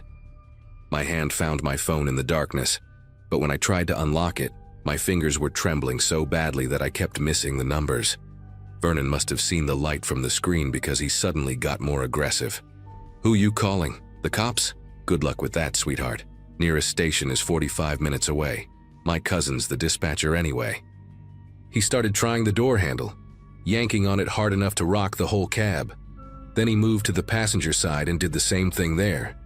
When that didn't work, he went quiet for a moment, and that silence was somehow worse than all his talking.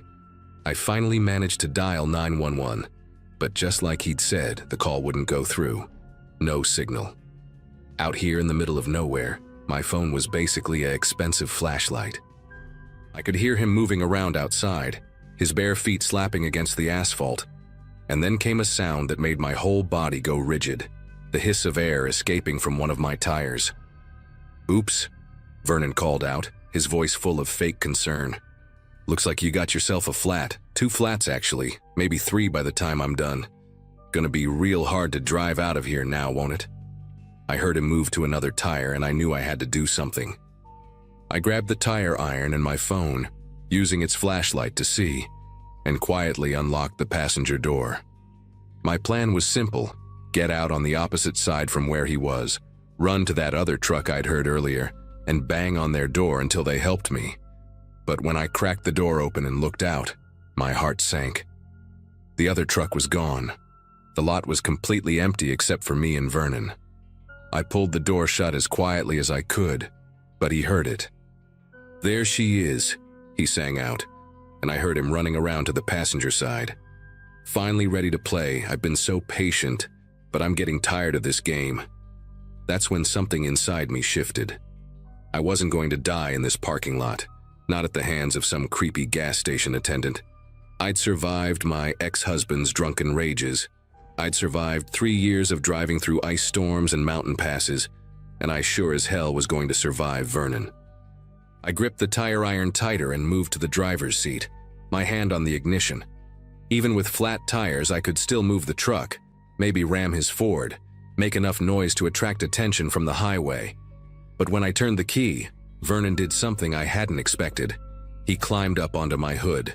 Through the windshield, I could see him clear as day, crouched there like some kind of pale gargoyle, the crowbar raised above his head. "You're going to make me break this nice windshield," he shouted, spit flying from his mouth. "That's going to cost you extra, sweetheart."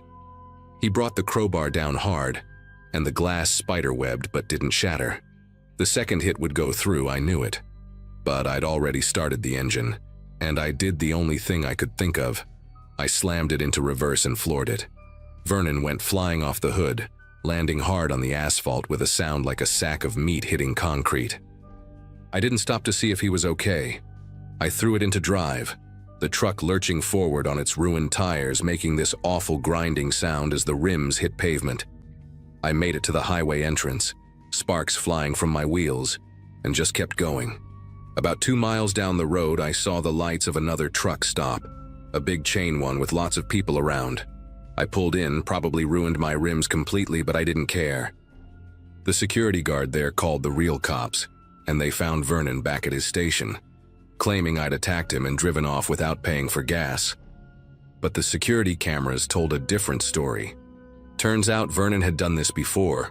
3 other female truckers had reported similar encounters over the past 2 years, but they'd all managed to drive away before it escalated. I was the 4th and the last. They arrested him that night, found rope and zip ties in his Ford, along with a collection of women's CDL licenses he'd apparently stolen from previous victims. I had to replace 4 tires and 2 rims. Cost me nearly $3,000, but I'm still driving. I just never stop at small truck stops anymore, and I always carry more than a tire iron now.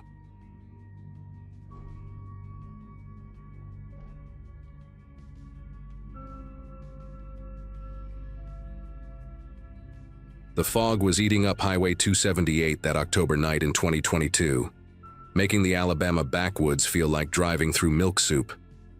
I'd been hauling furniture from Mississippi to Atlanta for about 15 years by then, knew every pothole and speed trap between Birmingham and the Georgia line. My Peterbilt's cab had all the usual trucker decorations, pictures of my wife Nancy and our boys taped to the visor, an Elvis bobblehead my youngest got me, and my mother's old rosary swinging from the rearview mirror. That Tuesday started bad with a blown tire near Tupelo that put me 3 hours behind schedule, and by the time I hit that empty stretch of 278, the dashboard clock showed 2:47 a.m. in bright green numbers. The temperature had crashed from 70 to 40 degrees in less than an hour, turning the humid air into a wall of white mist that my high beams could barely punch through. She appeared right at the edge of where my lights reached, maybe 50 feet ahead on the passenger side, just inside the tree line. Couldn't have been older than 17, wearing what might have been a nightgown once, but now hung in shreds off her skinny frame, one shoulder completely exposed. Her dark hair was matted with leaves and dirt, hanging past her waist in thick clumps, and both her arms were waving above her head in that panicked way that hits you right in the gut. Her mouth was open like she was screaming, but I couldn't hear anything over the diesel engine. The way she moved, jerky and desperate, like a person drowning in air, made me hit the brakes hard enough to throw my coffee thermos against the windshield. My first instinct was to grab the .38 I keep under my seat. 15 years of night driving teaches you to be careful about roadside situations. But this girl, she had tears cutting clean lines through the dirt on her face, and her bare feet were bleeding, leaving dark prints on the wet asphalt as she stumbled toward my truck. I rolled down the passenger window about halfway, keeping one hand near my phone. "You hurt? You need help?" I called out, but she just kept waving and pointing back toward the woods, her mouth moving in words I couldn't make out. Then she did something that made every hair on my arm stand up. She suddenly dropped to her knees right there on the road shoulder and started clawing at the gravel with her fingernails, digging like a dog trying to unbury something. The fog swirled around her in patterns that didn't match the wind, and I swear the temperature dropped another 10 degrees in seconds. I grabbed my phone to call 911, but she must have seen the movement because she jumped up and ran straight at my truck, slamming her palms against the passenger door. Up close, I could see her lips were blue-purple, like someone who'd been in cold water too long, and there were these strange marks around her wrists. Not quite cuts, more like indentations, perfectly circular and evenly spaced. She kept mouthing the same thing over and over, and finally I could read her lips.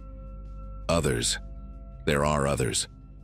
Then she spun around and sprinted back toward the trees, disappearing into the darkness between two massive oak trees that looked like they'd been there since before the Civil War. I sat there for maybe 30 seconds, engine idling, trying to process what I'd just seen, before I grabbed my phone and dialed the state police. The dispatcher, a woman with a thick Montgomery accent, took my location and said units were 20 minutes out. 20 minutes feels like hours when you're sitting alone on a dark highway, wondering if that girl needs help right now. I couldn't just wait.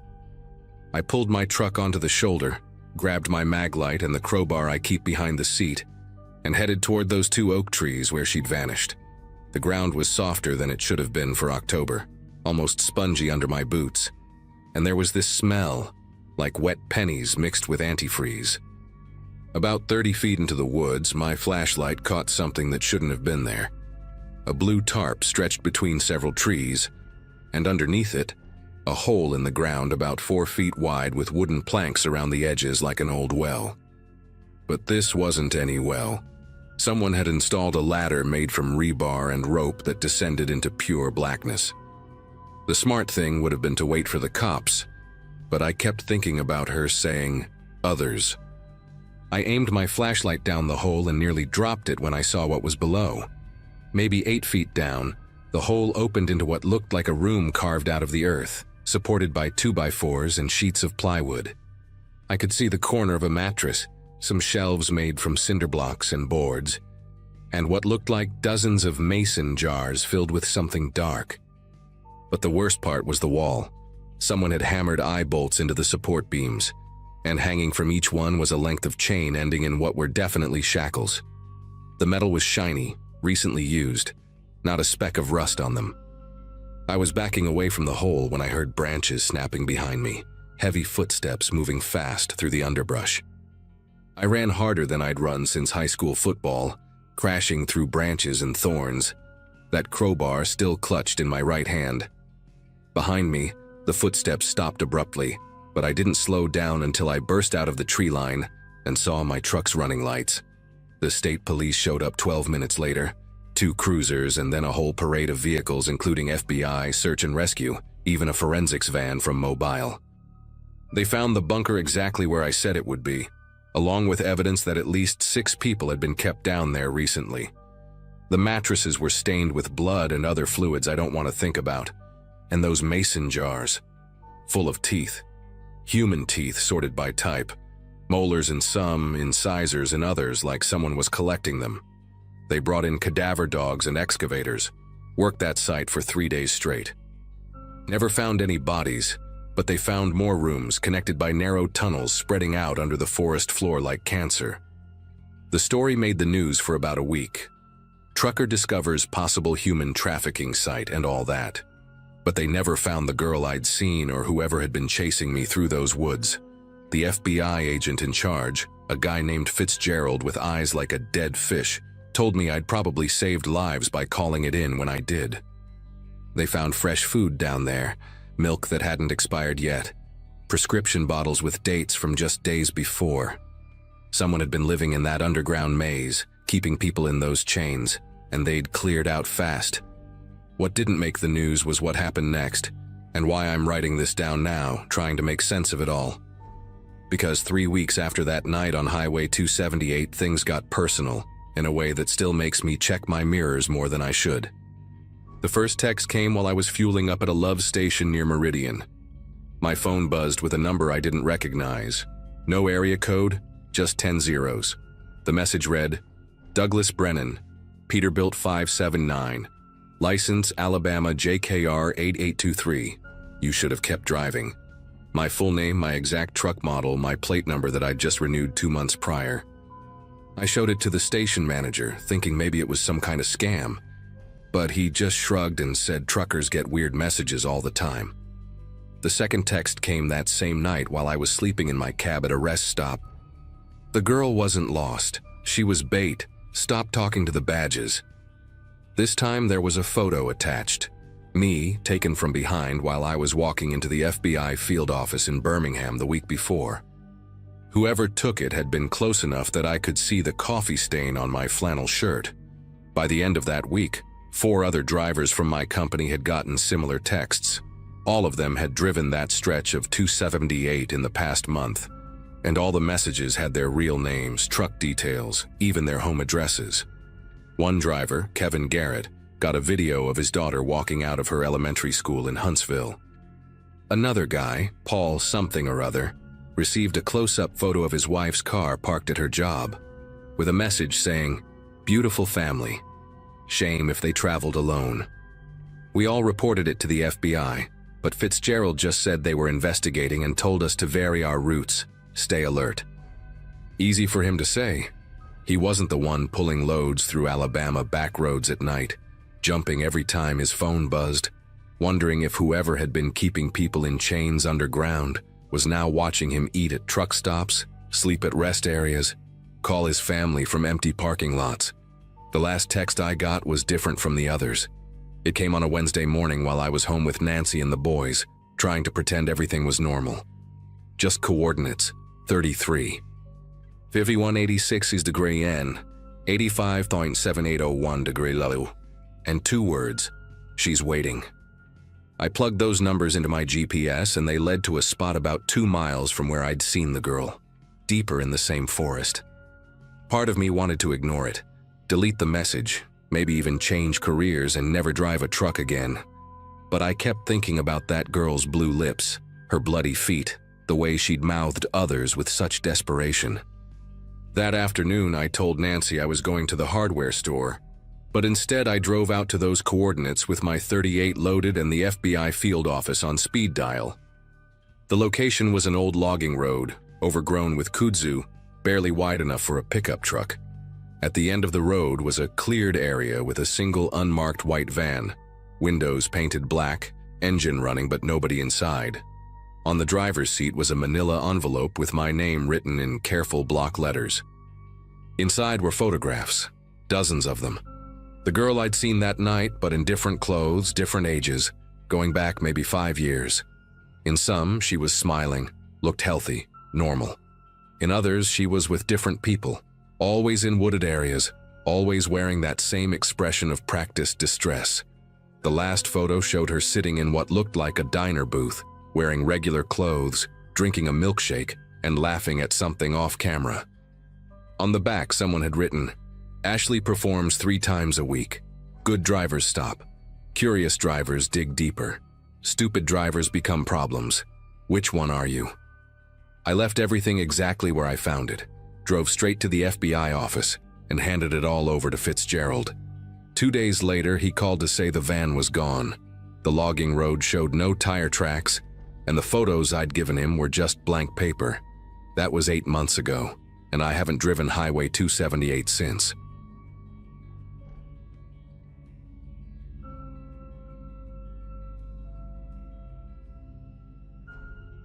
Late July 2011, and I was hauling a load of frozen goods from Michigan down to Tennessee.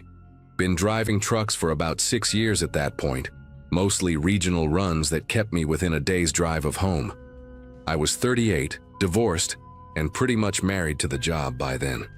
That night found me pulling into a truck stop just off Interstate 65, somewhere between Louisville and Nashville.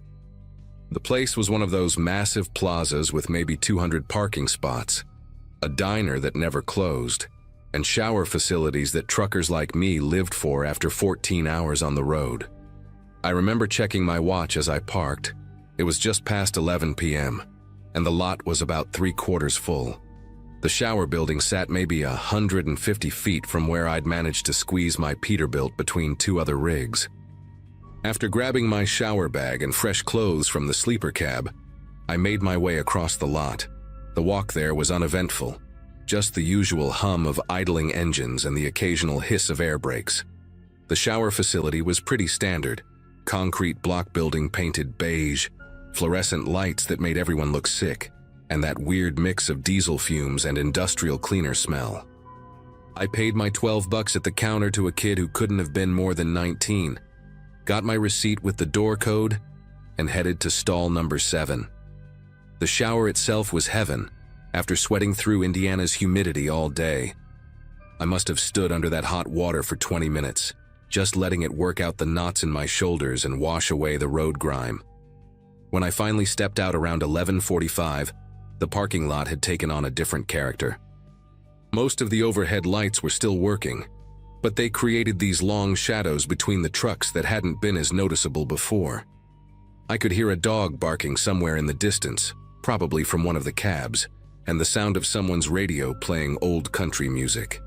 As I walked past the fuel islands, I noticed a Freightliner with its high beams on, pointed straight across the lot. At first I figured the driver had forgotten to turn them off. Happens all the time when guys are tired. But then the lights flicked off for a second, then back on, off again, on again. The pattern was deliberate, almost like Morse code, except there was no rhythm to it. I kept walking, my wet hair starting to feel cold in the night air, and tried to ignore it. About halfway to my truck, I realized those high beams were tracking me. Every few steps I took, I could hear the low rumble of an engine adjusting, and the light beam would shift to keep me in its glare. The Freightliner was actually turning, just slightly, repositioning itself as I moved through the lot. My truck was still 4 rows away, and I had to weave between other rigs to get there. Each time I passed behind another trailer, blocking the light temporarily, I could hear that engine rev up, like the driver was agitated he'd lost sight of me.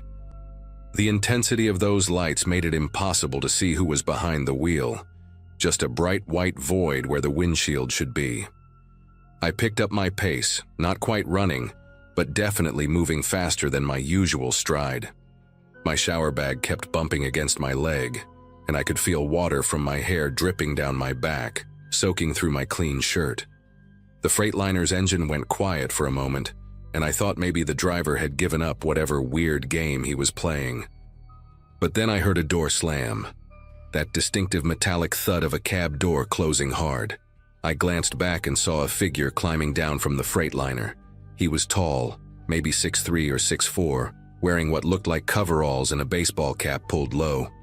The way he moved wasn't right, not the typical tired shuffle of a driver who'd been on the road too long. He was moving with purpose, cutting diagonally across the lot, clearly trying to intercept my path. What really made my gut tighten was seeing him reach back into his cab and pull out something long and metal. In the mixed lighting of the lot, it took me a second to recognize it as a tire iron. My truck was still 2 rows away, and this guy was closing the distance faster than I was comfortable with. I ducked between 2 refrigerated trailers, their cooling units humming loud enough to mask my footsteps.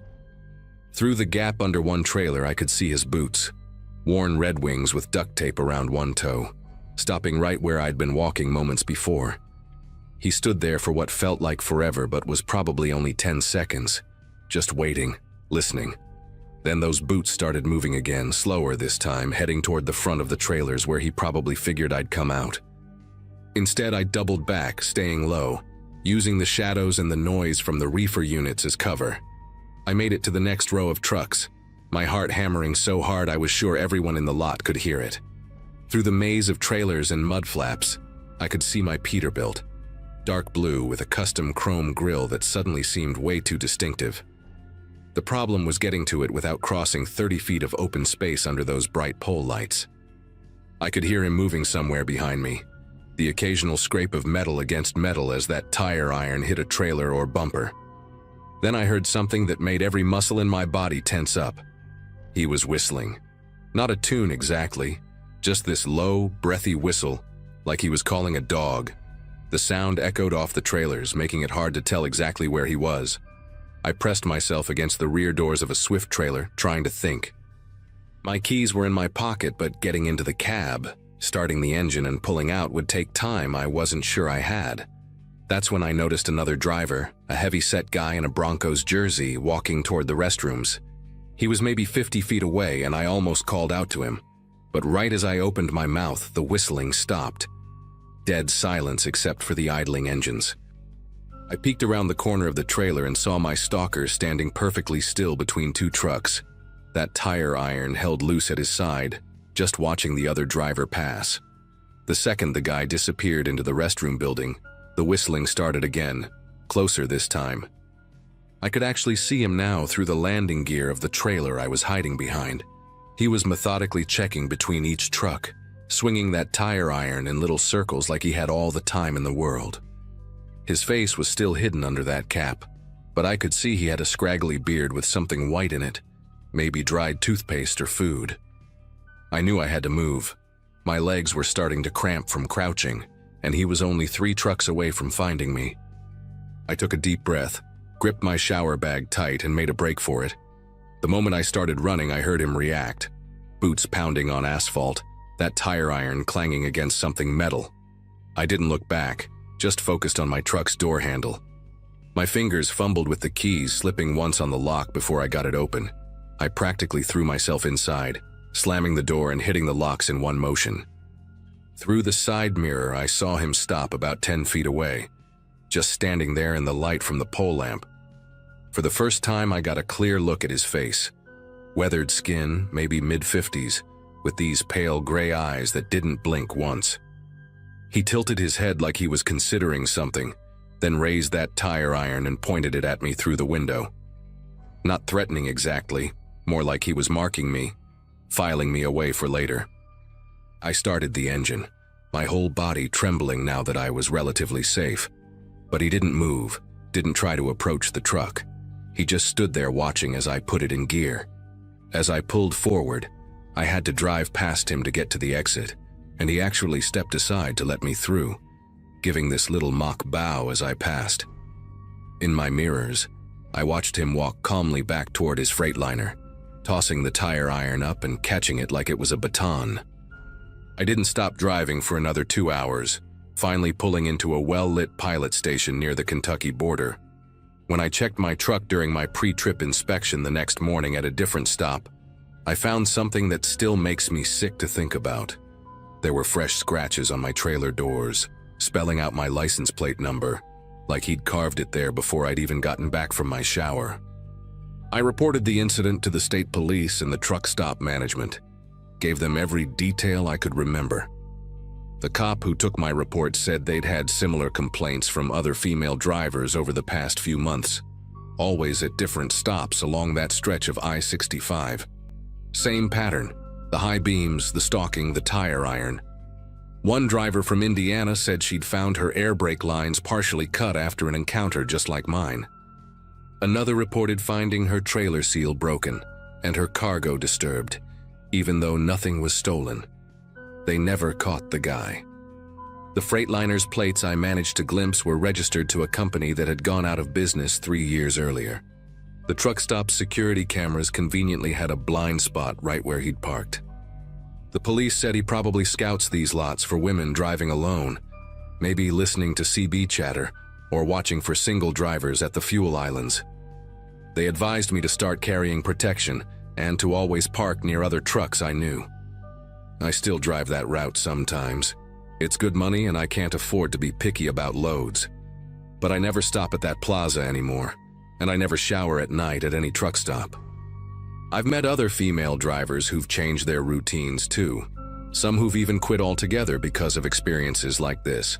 We share information at stops, warning each other about suspicious vehicles or drivers who give us bad feelings. Last month, a driver named Bethany told me she'd seen a Freightliner with its high beams on at a rest area near Indianapolis, just sitting there, watching. She said when she looked closer, she could see scratches on the driver's door.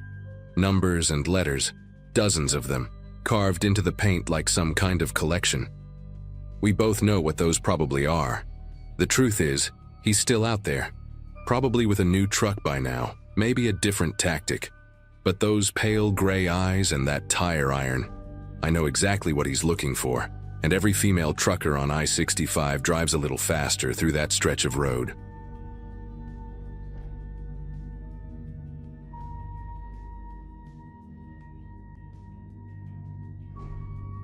"23 years behind the wheel of an 18-wheeler, and I thought I'd seen everything the road could throw at me.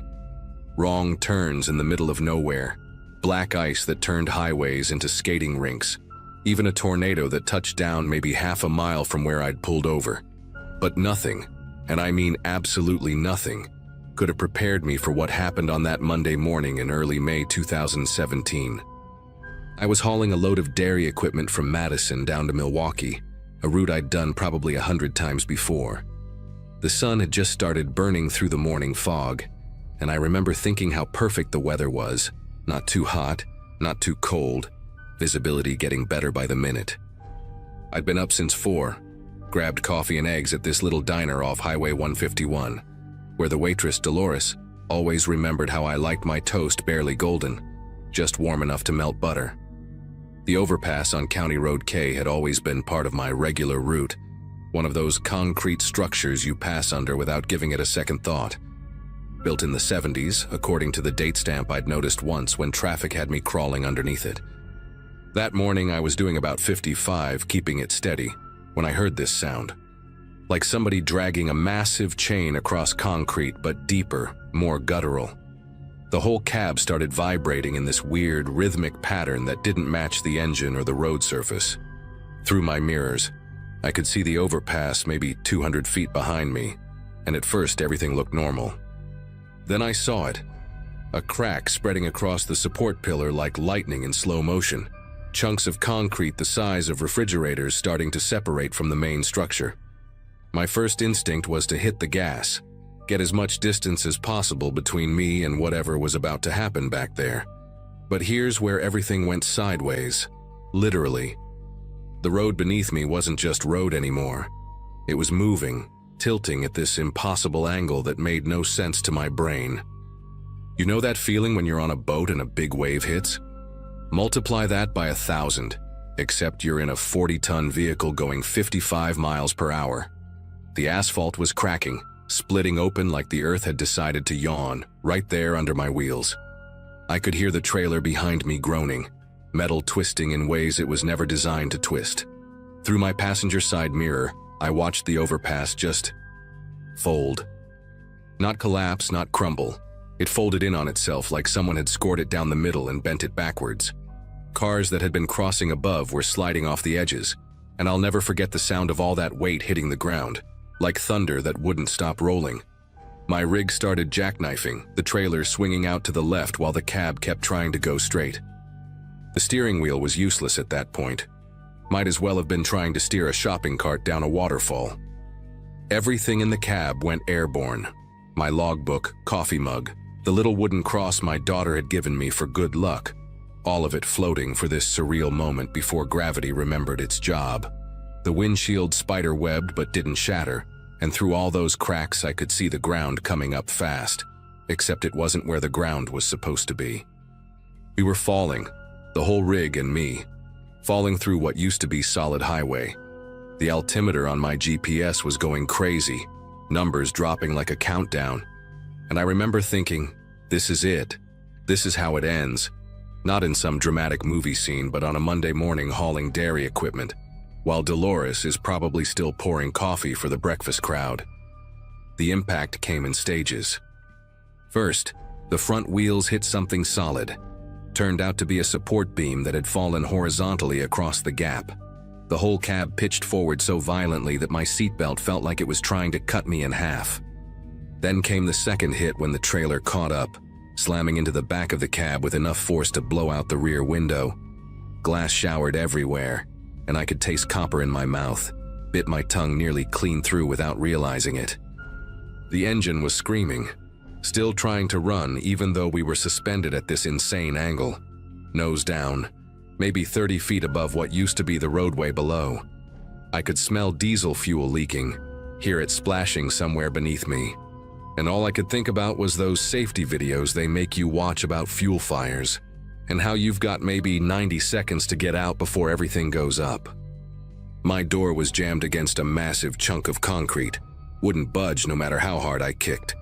The passenger door was my only option, but it meant climbing across the cab while hanging in my seatbelt like some kind of demented jungle gym.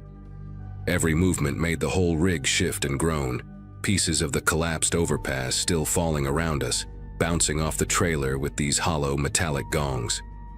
I managed to get the passenger door open. It swung out and down, hanging into empty space. Below me, I could see twisted rebar sticking up like giant metal thorns, chunks of concrete the size of compact cars, and somewhere in all that mess, other vehicles that hadn't been as lucky as me. That's when I heard her. A woman's voice coming from one of those cars, screaming for help. Not panicked screaming, but deliberate, measured calls, like she was trying to conserve energy. Made the whole thing real in a way that my own situation hadn't quite registered yet. Getting out meant letting go of everything I knew about safety and just trusting physics I didn't understand.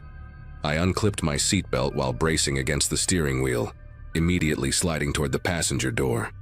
My work boots found purchase on the center console, then the door frame, and I basically had to spider crawl out while the whole cab swayed like a drunk trying to stand still. The metal was hot from friction, burning through my gloves, and I could feel the truck shifting with every pound of pressure I put on different spots. Once I got outside, standing on what was technically the passenger door while holding onto the mirror mount, I could see the full scope of the disaster. The overpass hadn't just collapsed, it had taken out a section of the highway maybe 300 feet long. My rig was caught on debris about halfway down, like a toy truck dropped in a construction site.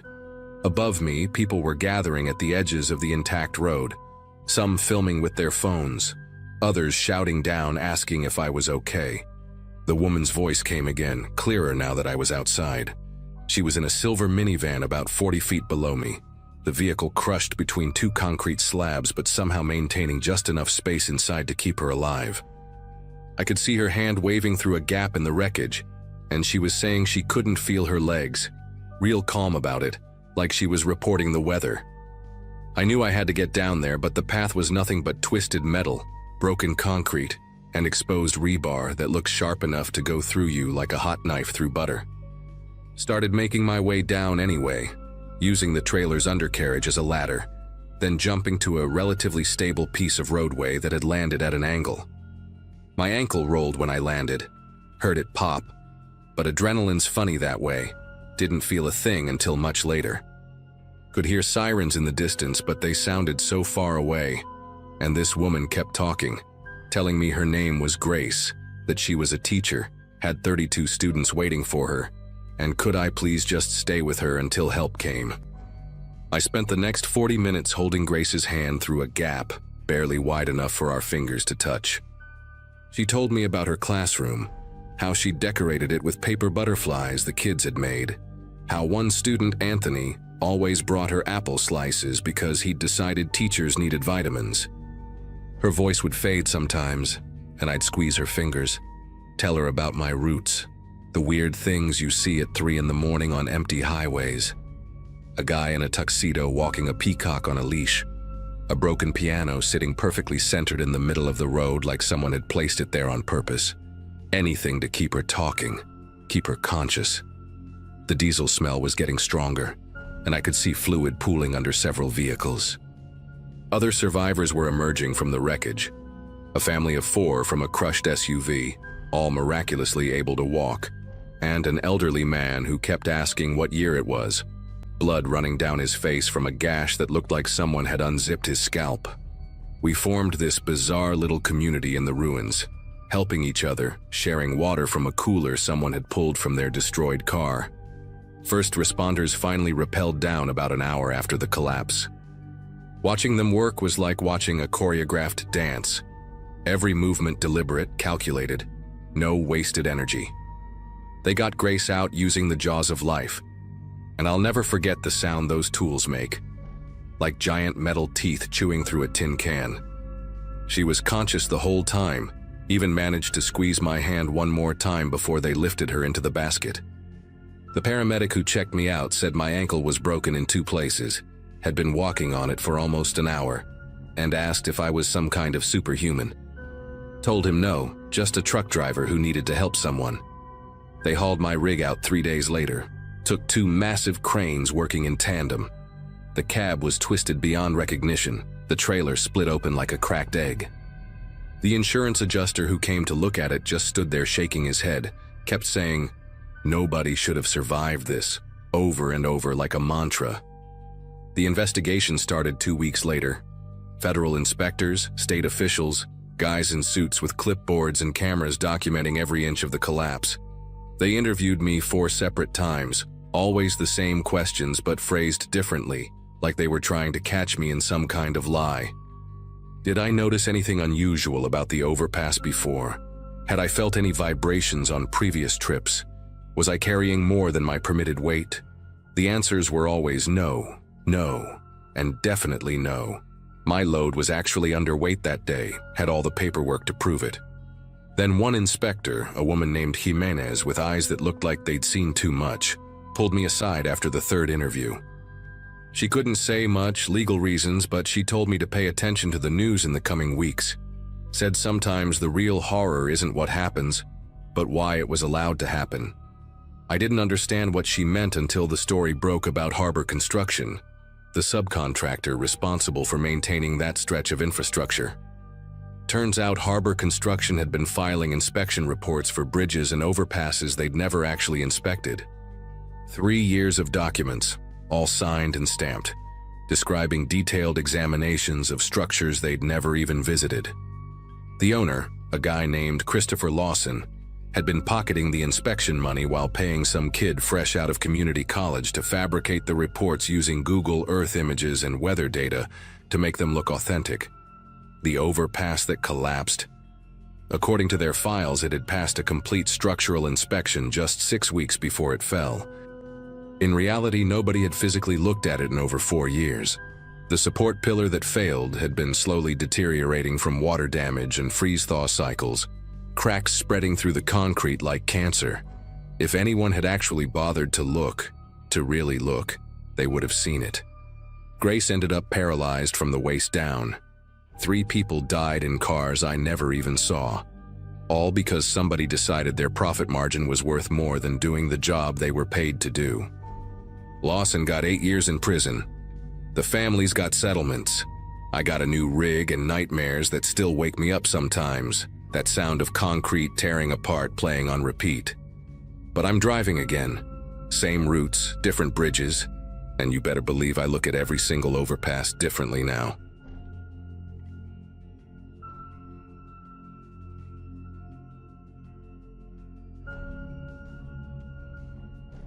I'd only been on the road for about 9 months when this happened. Still green enough to feel cautious about every unfamiliar stop, but comfortable enough behind the wheel to believe I could handle myself. I'd taken a late load heading east through Missouri, hauling refrigerated goods to a chain store in a town I'd never even heard of. The trip was uneventful until around 2:30 a.m., when I pulled into a rest stop off the highway. I remember thinking it looked oddly deserted for that hour. No idling engines, no movement, just a dimly lit parking area and the distant hum of insects in the trees lining the lot. It wasn't my first time sleeping in the cab, and I'd gotten used to the routine. Parked near the lights, doors locked, keys in easy reach. I slid into the sleeper and pulled a hoodie over my head to block the glow from the overhead lamps. I think I'd just started to drift when I heard a knock. Not sharp or desperate, just a few steady raps on the driver's side door. I peeked through the curtain and saw a man standing there, maybe mid-40s, wearing a navy work shirt and cargo pants stained around the knees. He had this upright posture, like he was trying not to look impatient. I cracked the window an inch and asked if everything was all right. He said he was another driver, parked 2 spots over and needed help with a heavy box in his cab. Said he tweaked his back earlier unloading and couldn't lift it alone. I glanced over to where he pointed. There was indeed a truck there, dark red, older model with no visible company markings. No lights on, no engine running. I told him I wasn't comfortable leaving my truck, especially in the middle of the night. He didn't argue. He just stood there a second longer, gave me this tight nod and turned away. I waited until he was out of sight before I locked everything back up, and for a while I just sat there listening. I expected to hear his engine kick on, maybe the thump of his doors shutting. But there was nothing, no movement, just that same weird stillness like the whole place had gone hollow. After maybe 10 minutes of silence, I started to feel like I was being watched. Not in the paranoid way, but in the subtle, creeping way that makes your spine draw tight without knowing why. That's when I noticed something in my mirror. His truck had moved. It was now parked directly behind mine, just a few feet off my bumper. I hadn't heard it move. No headlights, no engine rumble. Nothing. Just silence. And suddenly, he was there. The red truck sat at a slant, blocking the only clear path I had out of the lot. I turned off my dome light and stayed low in the sleeper, watching from the shadows behind the curtain. A minute or two passed before I saw him again. He stepped out of his cab and walked a slow circle around both trucks like he was thinking, or waiting. His walk was deliberate, not rushed, not casual, just methodical, like he had all night. My truck was still running, so I slipped quietly into the driver's seat without turning any lights on. The guy disappeared behind my trailer for a second, and that's when I seized the chance. I threw it into drive and jerked the wheel hard left, aiming for the grassy strip that separated the truck lot from the car section. It was bumpy, uneven terrain, but the rig handled it better than I thought it would. I heard the trailer scrape something, maybe a concrete divider, but I didn't care. I just needed distance. As soon as I hit pavement again, I gunned it. I didn't even look back until I reached the next on-ramp, where I pulled into a gas station that was brightly lit and full of cars. I parked near the front, under a floodlight, and sat there with the engine humming and the doors locked. I wasn't shaking or crying. It wasn't that kind of fear. It was more like a hard, cold alertness that pressed down on everything.